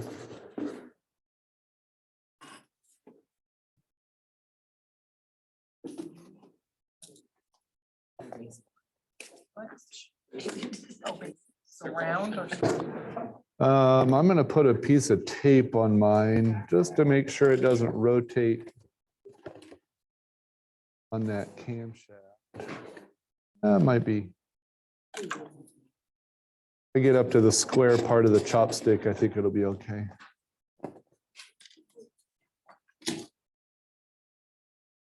Okay, our next step, I'm going to just keep moving along here, just for the sake of time.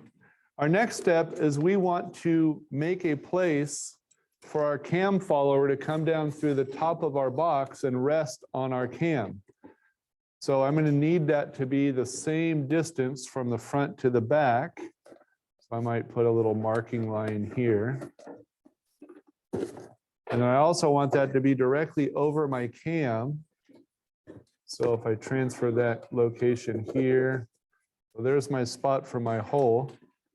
And of course, if your cam's not glued to your camshaft, you can always move that back and forth to line up the way you want with the hole in the top.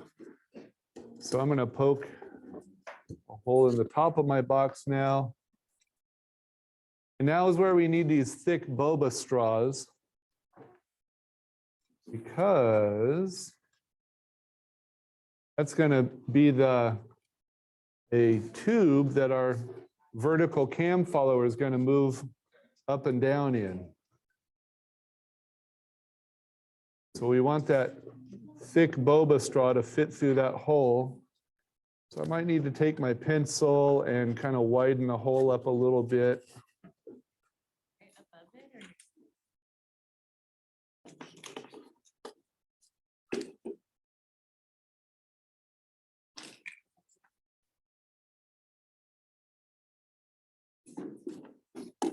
I need to just keep doing a little bit of widening.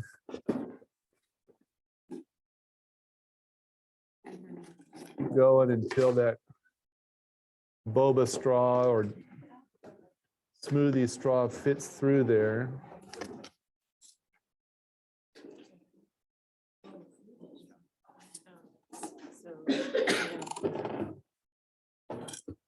There we go. So we want that to poke through and be right about at the top of the cam.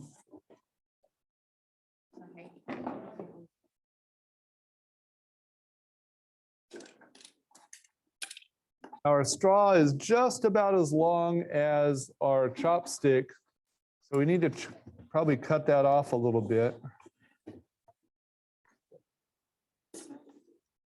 I'm going to cut that off there. And here's the idea, is that the chopstick then goes down through the straw.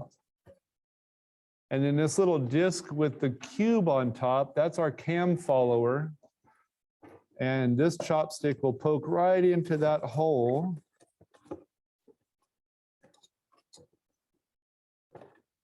Should fit in there.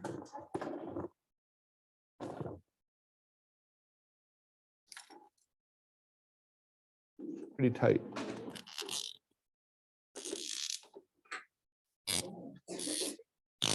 There we go. I did a little pre-testing. Might actually be able to make it go in this way. There we go. So now the idea is as I turn this camshaft, the cam follower will move up and down and follow that.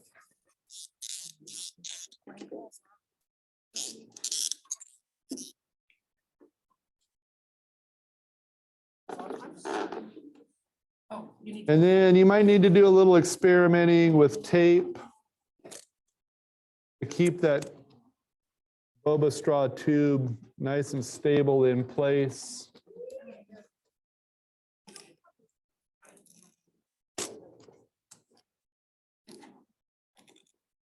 I don't think mine's low enough.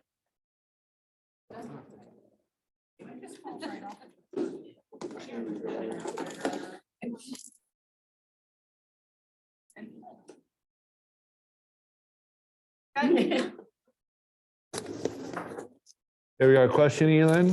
Can you show the inside again? Yeah. Of how long does the straw, or how much, I guess. So the straw needs to go about an inch. Well, so one Right thing I ahead. just discovered is that my cube was hitting the bottom of my straw, so I needed so to you move want it my to straw up adjust. a little bit.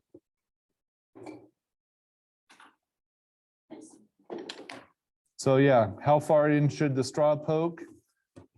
Far enough to be stable, but not too far that it blocks the motion of the cam follower. And that you probably, put on after. When that has points. Oh, yeah, yeah. I'm sorry, we didn't get you back there. Take more.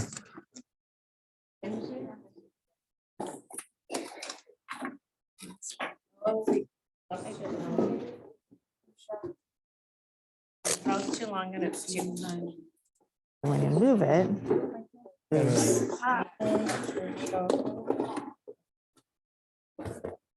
I'll move.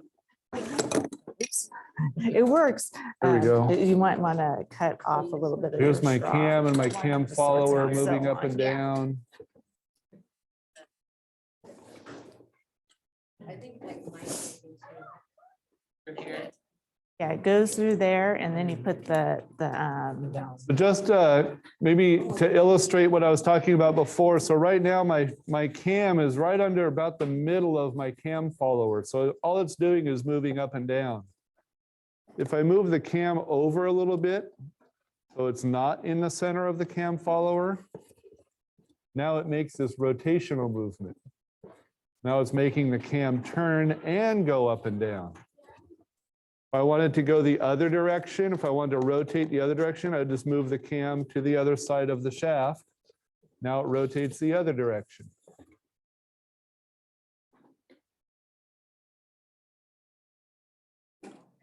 Scott, does the tape on the straw help it stabilize? Yes, so this, for me, the tape on the top of the straw here really helped make the, So it doesn't go up and down or move, well, or just, my concern or my problem always is that the straw wants to wobble back and Yeah. forth, but the Yeah. tape helps stabilize that a little bit.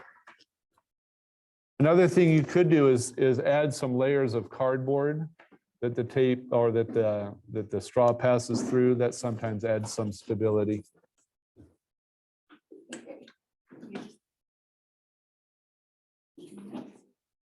And you know, it's just cardboard. If it doesn't work out the first time, poke some more holes and try a different motion or try a different location.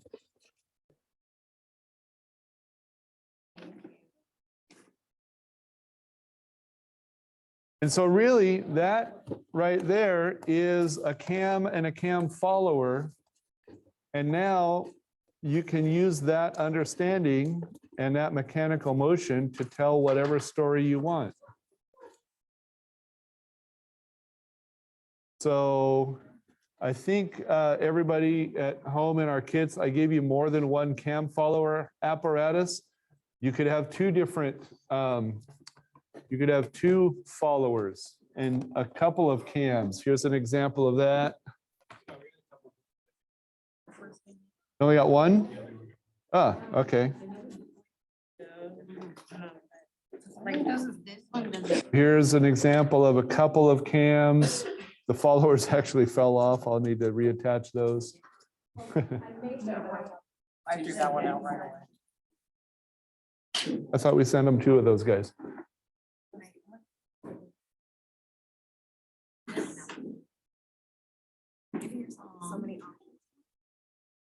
And the truth is, there's nothing magic about these cubes and discs.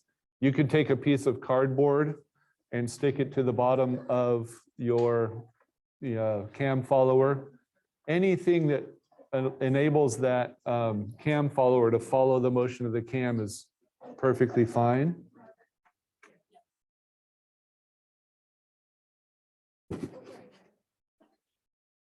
Here's this guy's motion again.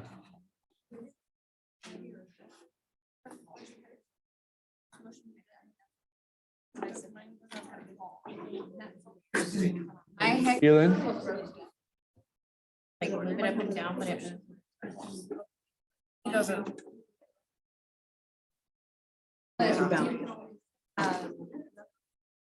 Or just extra crunchy. 3 layers.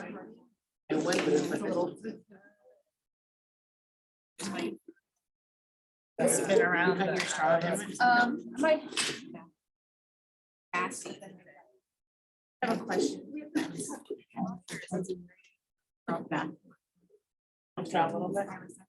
And yeah, I would cut it. That's just- If you want to take, I would take. Oh, there we go. Chopstick out. Okay, there it works. Here's an example of having a couple of cams.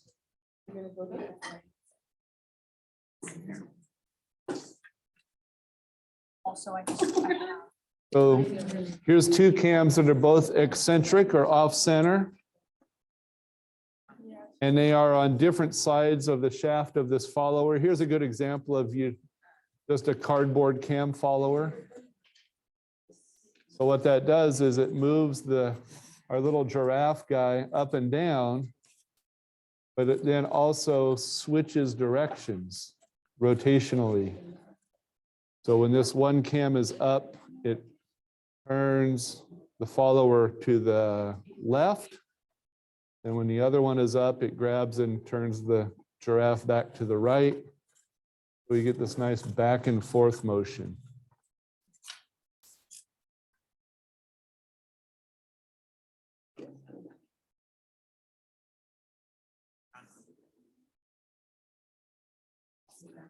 Oh.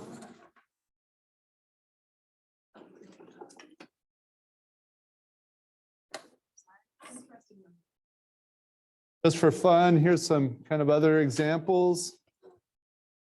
Here's a dad holding some balloons and the little baby was really excited about that. So just some different shaped cams.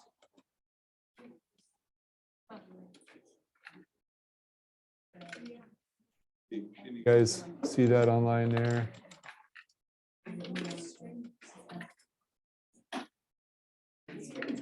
So just an example of two different cams, and just the combination of those different movements can kind of tell a story. One thing it's neat to remember also, and we kind of talked about this with the cups, is not everything has to move. In other words, this guy's foot isn't moving, but because that's stationary, it kind of adds to the story of the motion.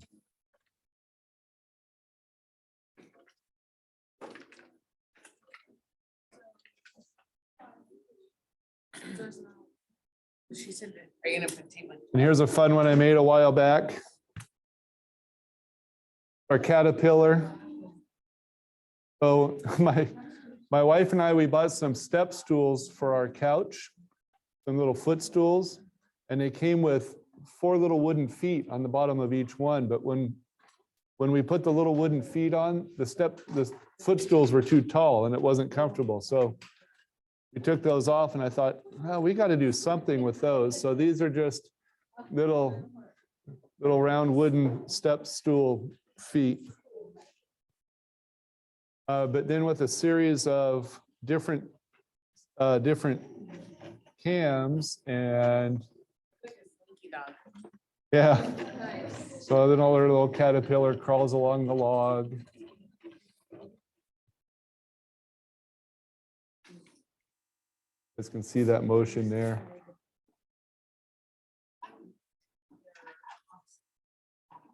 Yeah, so each one of those cams is just offset in a little bit different sequence.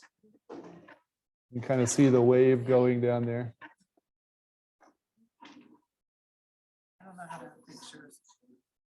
So just things you can do with different numbers of cams. And of course, that's wood and not cardboard, but it all started by understanding cams and followers with cardboard.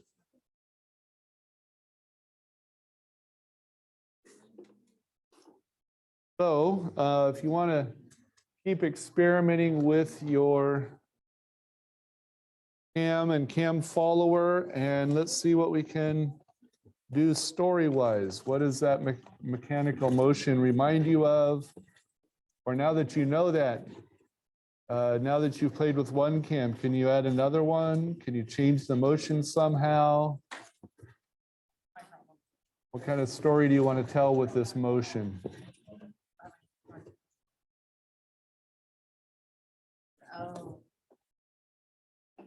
And then again, coming back to the idea of transfer of motion or translating.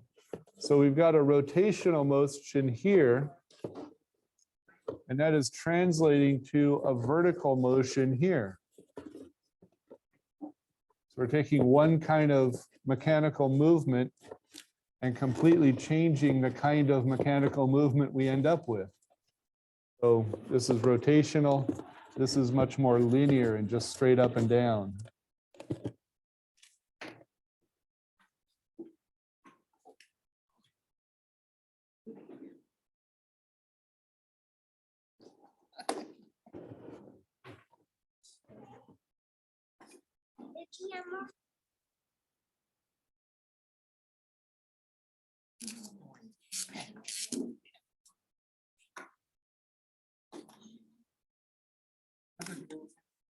If any of you drove a car here today, and if that car was not a completely electrical vehicle, you drove here in a car that was run by an internal combustion engine, and the central device, the central mechanical piece of that internal combustion engine is exactly this. It's a series of cams on a shaft that are being turned by the explosive power of gasoline. And that rotational movement is driving some cam followers that open valves and allow spark plugs to fire. It gets turned into energy that then turns the axles on your wheels. And that makes you go scooting down the road. And it is essentially all driven by this motion right here, cams and cam followers.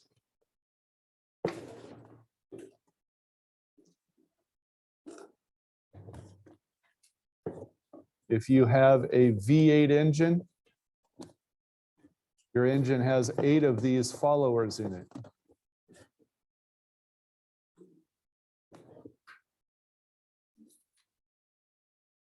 Ironically enough, if you have a little 4-cylinder engine, your engine doesn't have 4 of these. It actually has 16. Because it's probably a 4-valve, 4-cylinder engine, which means on every one of the cylinders, there's 4 cam followers. So you get 4 times the firepower out of the same number of cylinders. I got it. Camshaft. Uh-huh. Yeah. Yeah. It is important that the cams all fire at the right time. That's exactly right.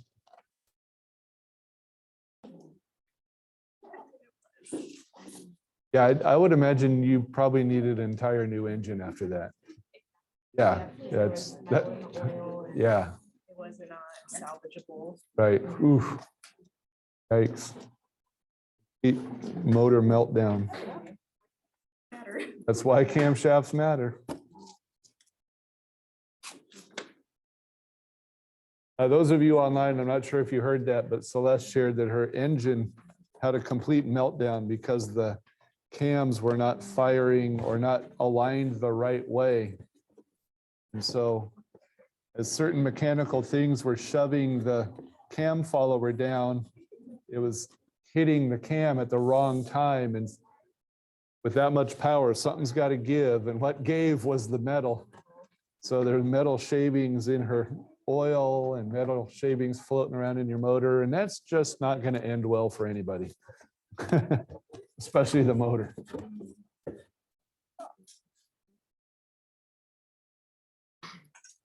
All right, so those of you in the room, there are plenty of supplies on the back. There's different craft supplies and paper, excuse me, construction paper. There's extra cam parts and chopsticks if you wanted to go back and grab some other materials.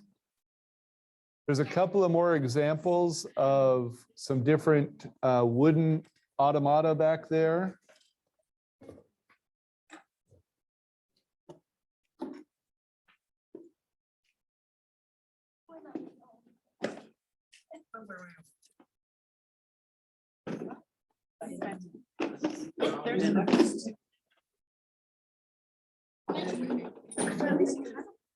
I kind of be like a little girl. This is one of my favorites. My wife gave this to me a couple years ago.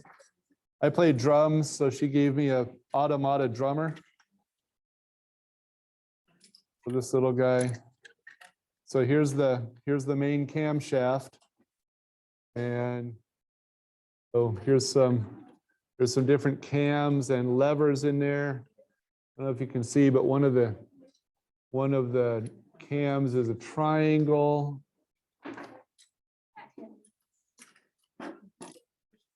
There's this motion of these things going around. And then gravity pulls some of these followers back down on top of the. We got this guy just pounding away on his drums.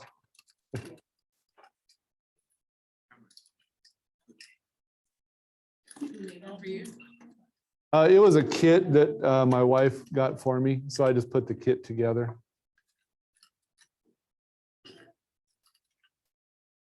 My favorite part is those little symbols on the side going up and down.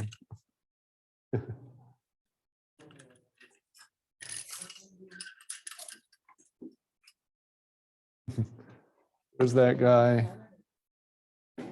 Anyone wants to come up, or I'll put these back in the back if you want to come play with the caterpillar and look at the caterpillar or the baby in the balloons.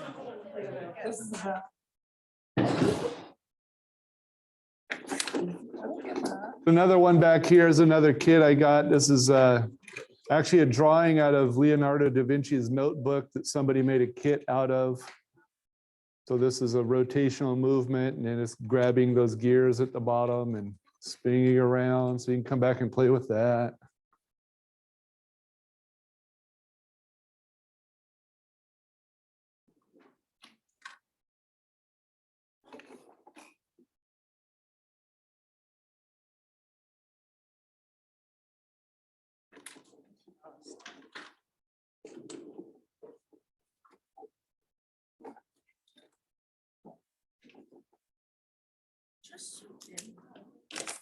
Yeah, so spend some time making our mechanical things do some stuff.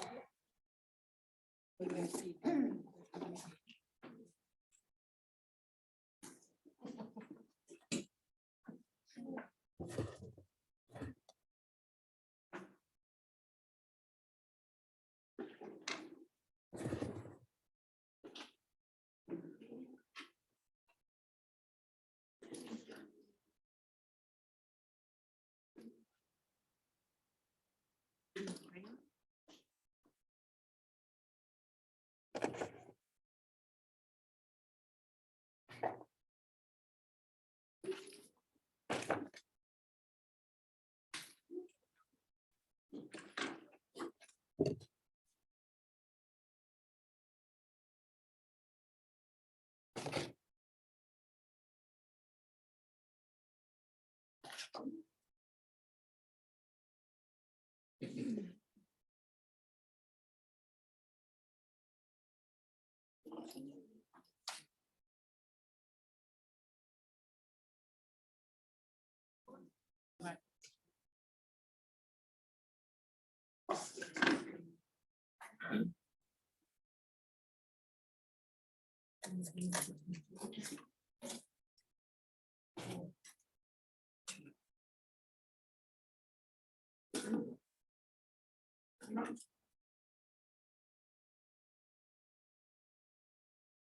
lot of people in the room are combining their butterflies with their cams and cam followers.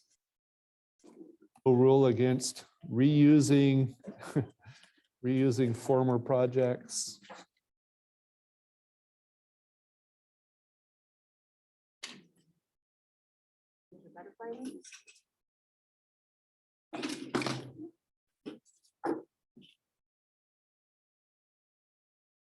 Was mentioning online that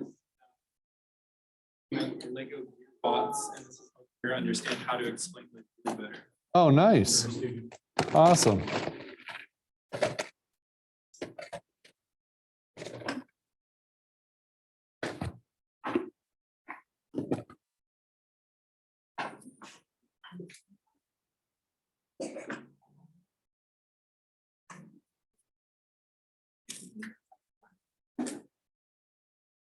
Yeah, some cams have gear teeth on them. That can help create a different kind of motion.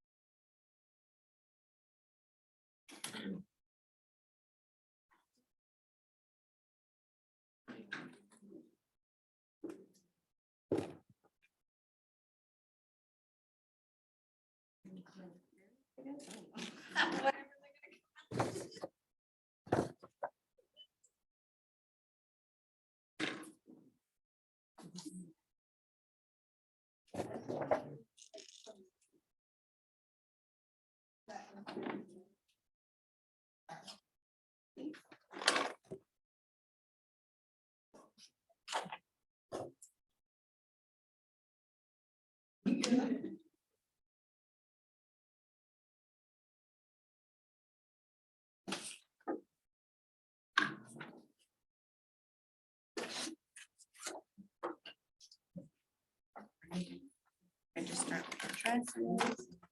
No, they can do it.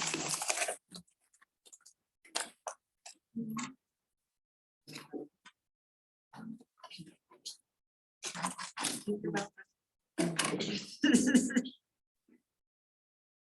That's different to me. A little bit.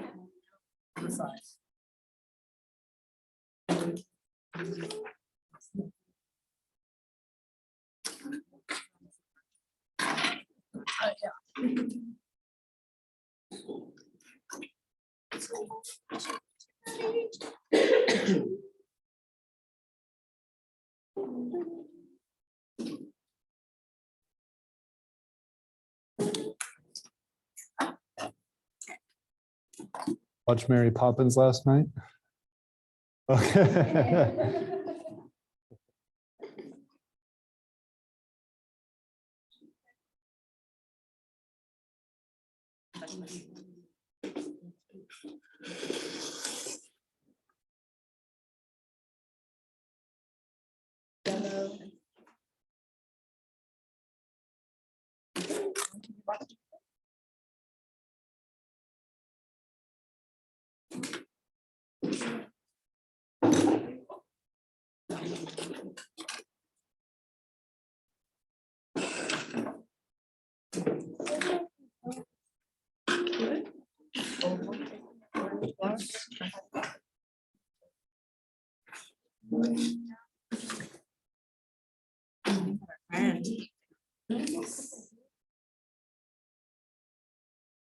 It's a kite.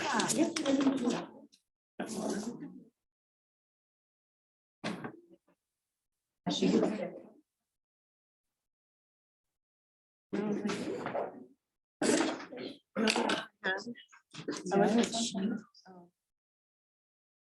I like it. I love it.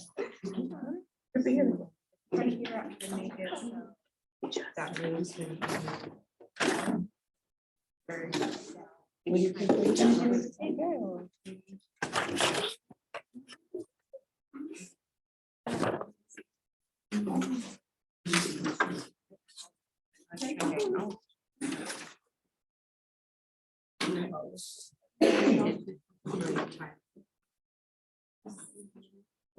Weird shaped head.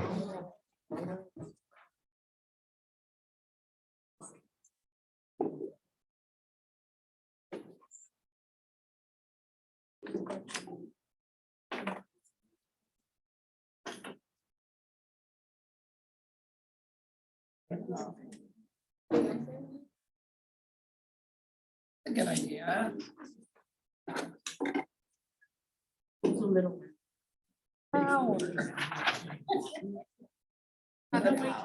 know what you made. Tulip.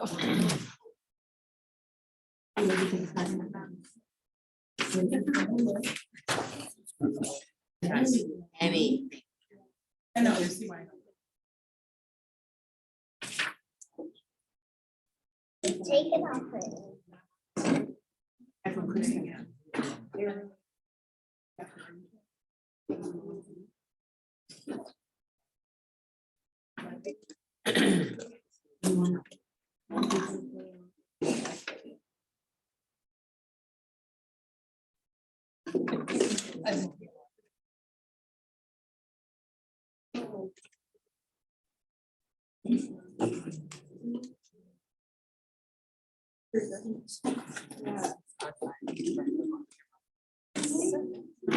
I know. Yeah, I'm proud of you. You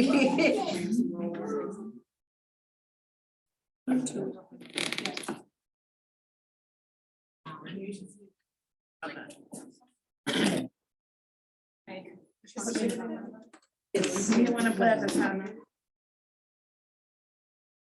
It looks like what it looks like pink. That might be the top, that might be the top seller. You never know. Actually, that would be the top seller.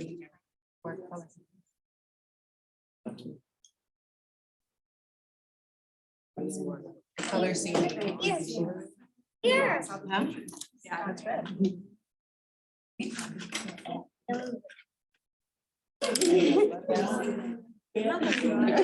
Oh, underneath. That's cute. Only on my arm. Funny for that? You did right. Never been good at him.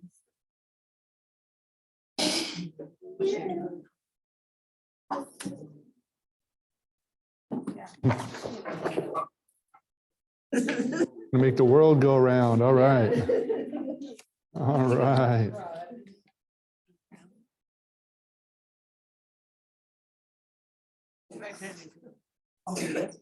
Yeah. The pencil. Yes. Yeah, I'm surprised.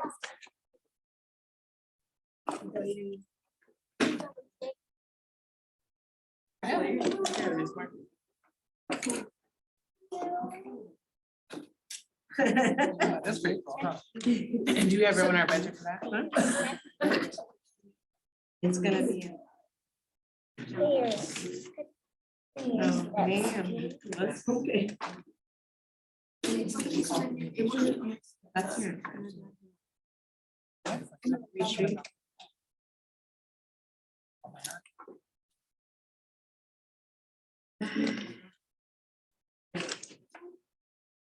I'm going to like lean more on this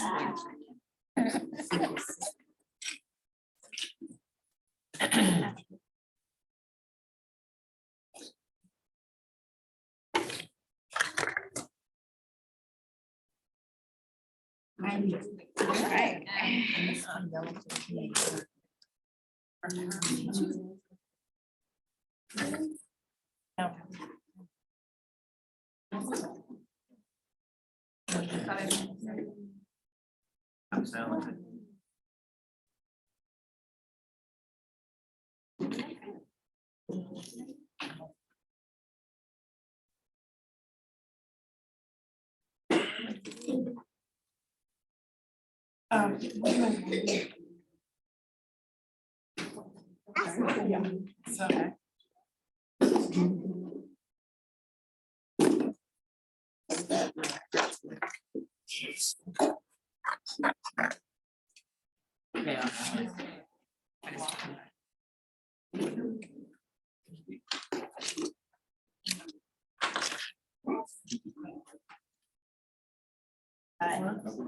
Move along.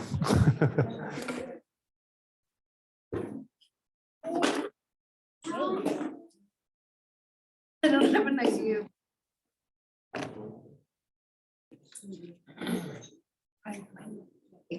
I was thinking this, I went on. I took all this. Very smart.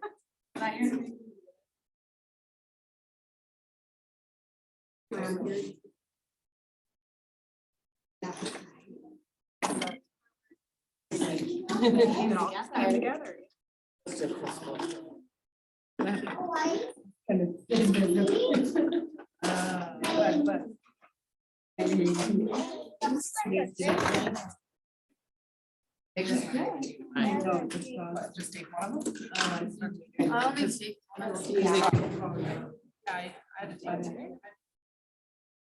I just only take one of them.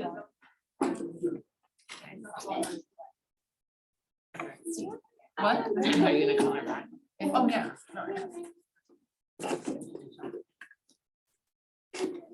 Well, that good. She always. My guy invented a new dance here.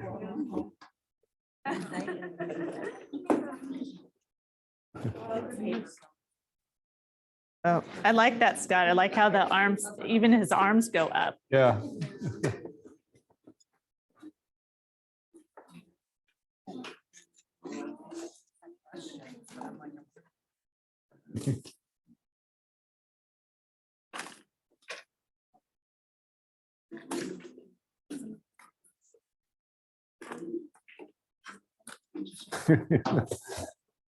We need a soundtrack for this or something.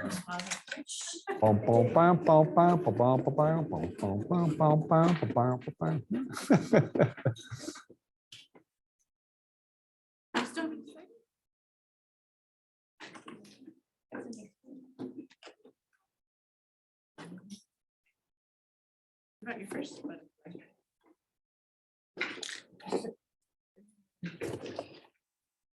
Figure out how to make it open at the same time. I think I want his dancing motion a little bit more dramatic. So I'm gonna change the shape of the keynote.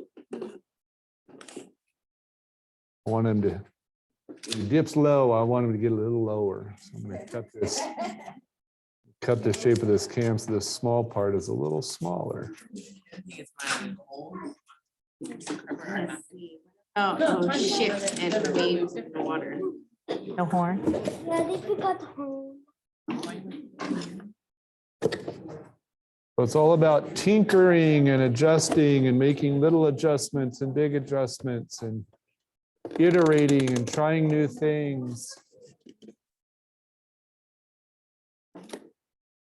There we go. Now he's really getting down. Bow, bow, bow, bow, bow, bow.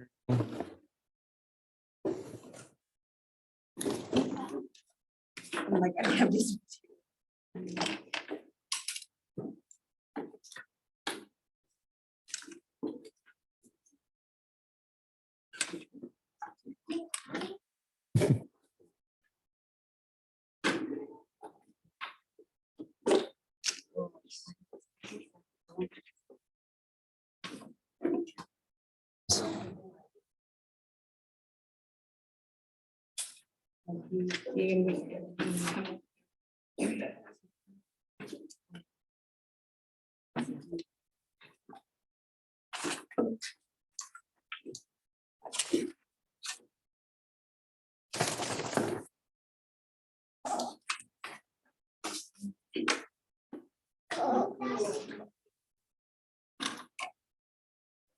mural board up. So you can see there's a- Oh, nice. Oh, look at that, yeah. Hands and motions there. Yeah, thank you for sharing the videos too. So Absolutely. awesome.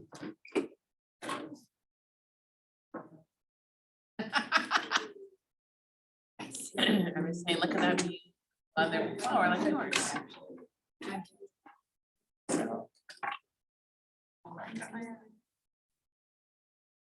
Nice, look at that. That's one of those snail cams.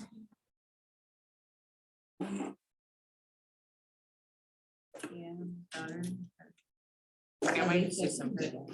Sunshine going around.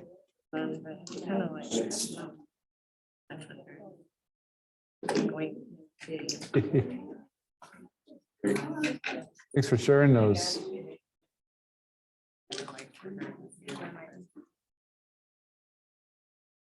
Because he thinks it's gonna be a better life for him.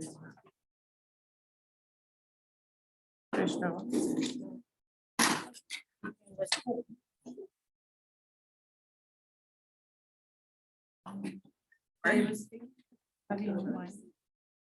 Sean, let's see yours.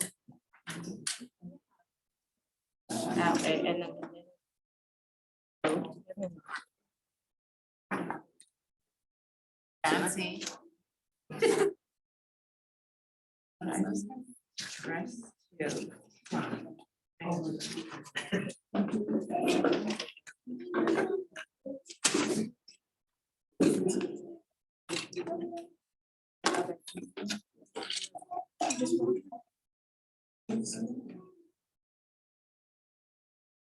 Oh, look at that. We got the sun and the earth. Nice.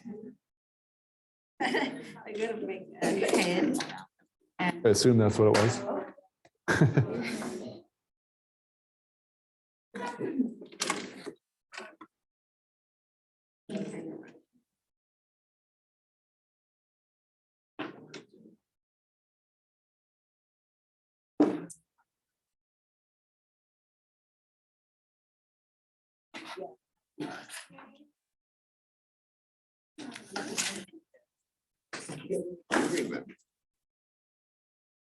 Her time.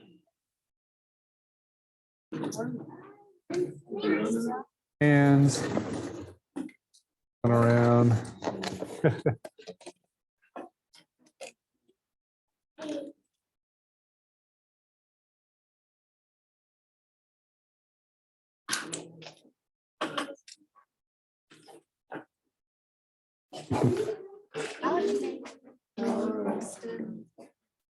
Old dancing guy. Do we just glue them directly on the chopstick? Can. Yeah. Glue. I use some tape to hold mine on there.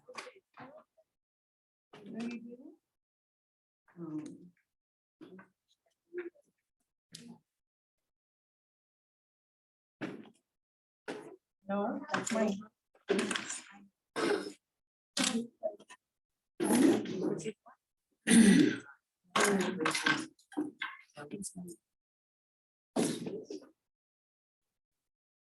Yeah,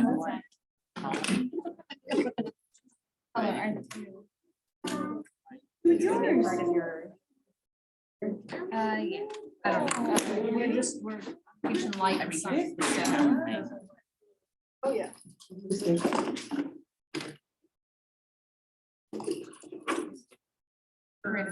No artists. Yeah, it is.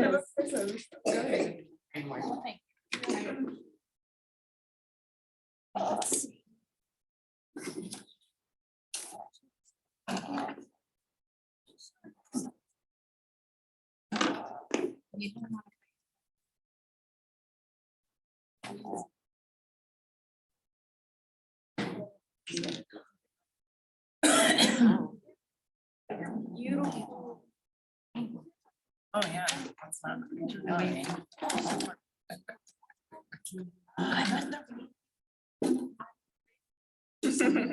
You have the same thing. I already. It's just like.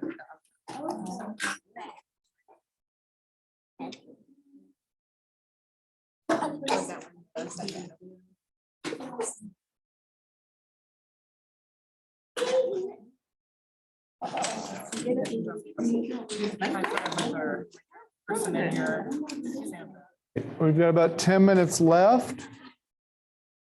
Great to see a lot of these, a lot of different motions showing up. It'd be great if you could add some to our Miro board.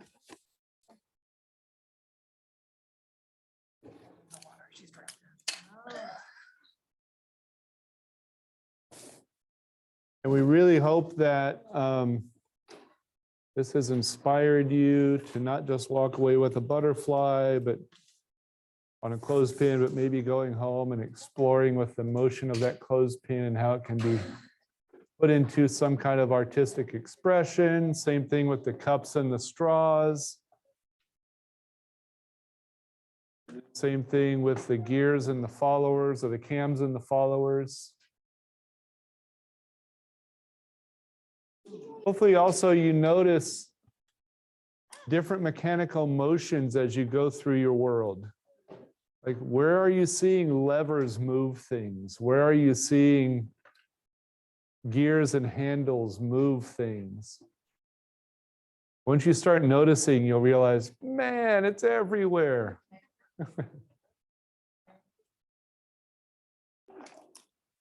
When you go out and open the door of your car, you're going to activate a lever device that will unlatch your car.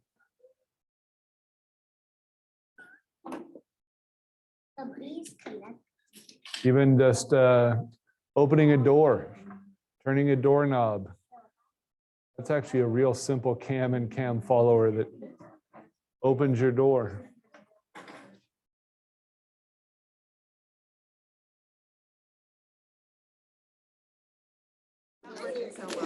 Scraps to give me.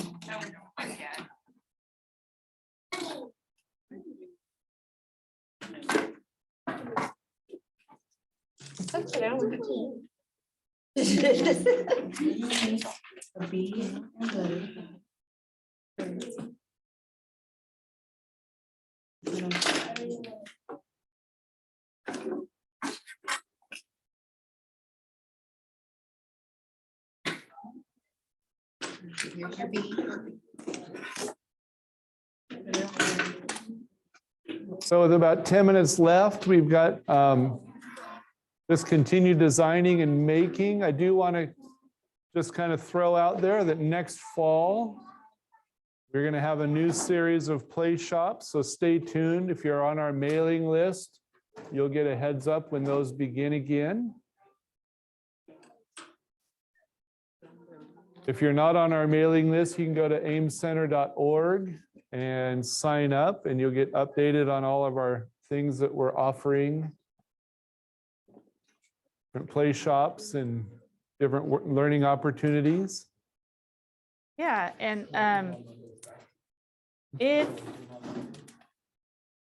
yeah, we're gonna talk I about was just Monday. gonna say, if people would like a certificate of participation, those of you in the attending virtually, just put your name in the chat. So get those to you. Or you can, yeah, throw your name in the chat. We'll get you a certificate of one of those things. Paper with some writing on it. Or you can just email us from the website. Yes. My email is really easy. So is Elin, scott@aimcenter.org or elin@aimcenter.org.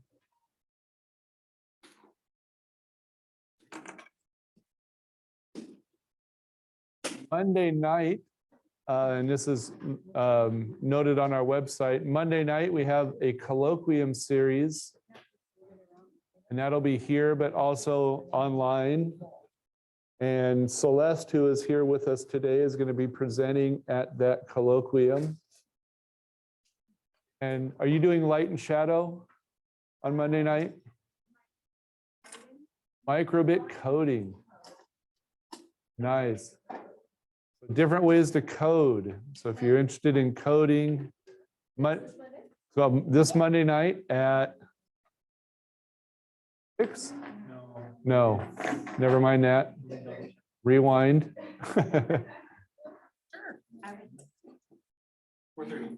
4:30. So Monday afternoon at 4:30. Yep, in person or virtual. So right back in this location, or the event is linked on our website under events.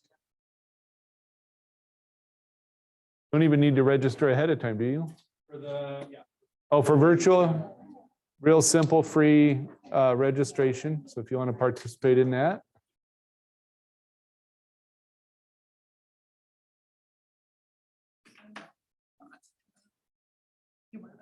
Is there anybody here who's been at all 4 of the play shops this year?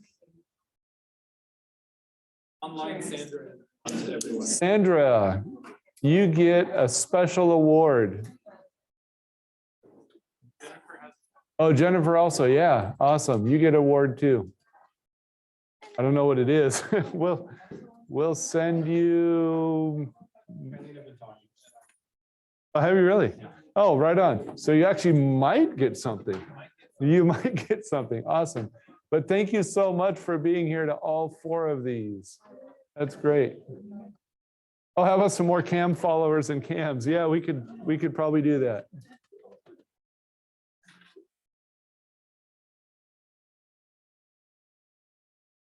The cam followers, what I did is I just took a big 1.5-inch dowel, and I have a table saw, so I just sliced it up like a big salami. So that's how I got these wooden discs.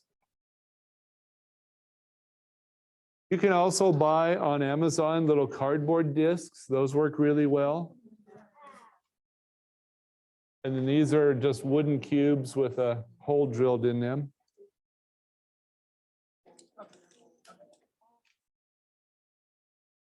Thank you, everybody, for participating. Thanks for a fun year. There's nothing that's going to close on the Miro board. So if you want to add some pictures, you go home and play in a week from now or a month from now, you come up with some amazing project, put a picture on the Miro board. You'll see it.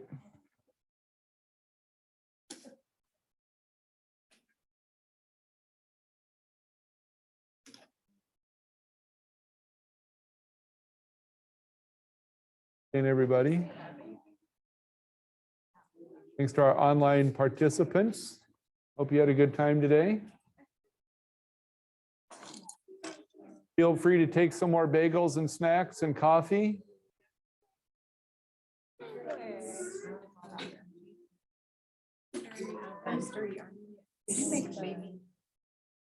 Better word, baby. Put that on one video.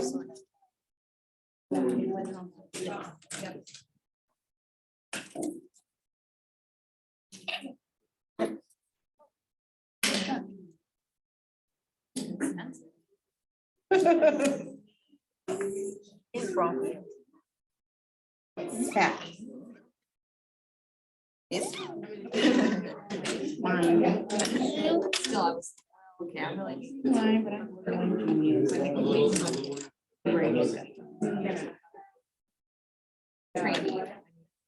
butterfly. And the cut. Part of it. A sense of what. Thank you, Jennifer. Thank you, Elizabeth, thanks for chiming in. Flower here. Yeah, Cheryl, we can't wait either. Where's your We'll bee? see you there. Sure. Thank you, Laura. Yeah, look at it. I'm gonna show you right now. Great, you got some new ideas. Good job, thanks.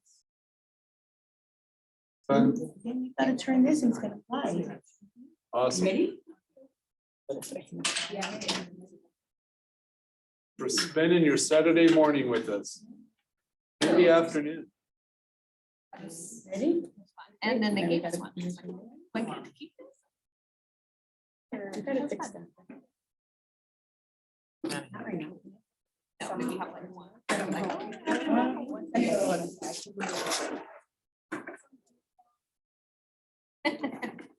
your own. I remember, so I, my master's. So if they're Here's a STEM education. I mean, these two kind of get. Yeah, yeah, for some Pacific. Okay. Started out.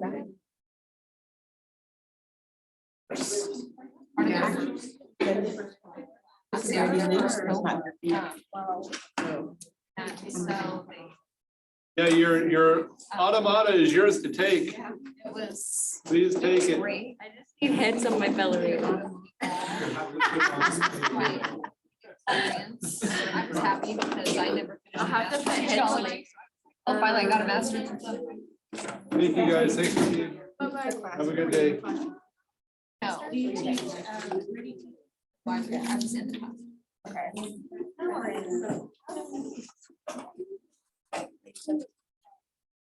class. Oh, cool. Let me get some, I want another template of the shape. Yes, the template table.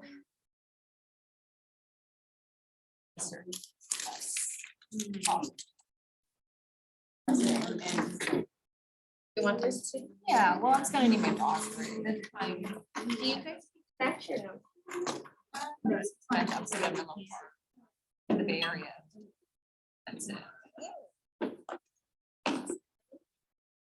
Anyway, I was just.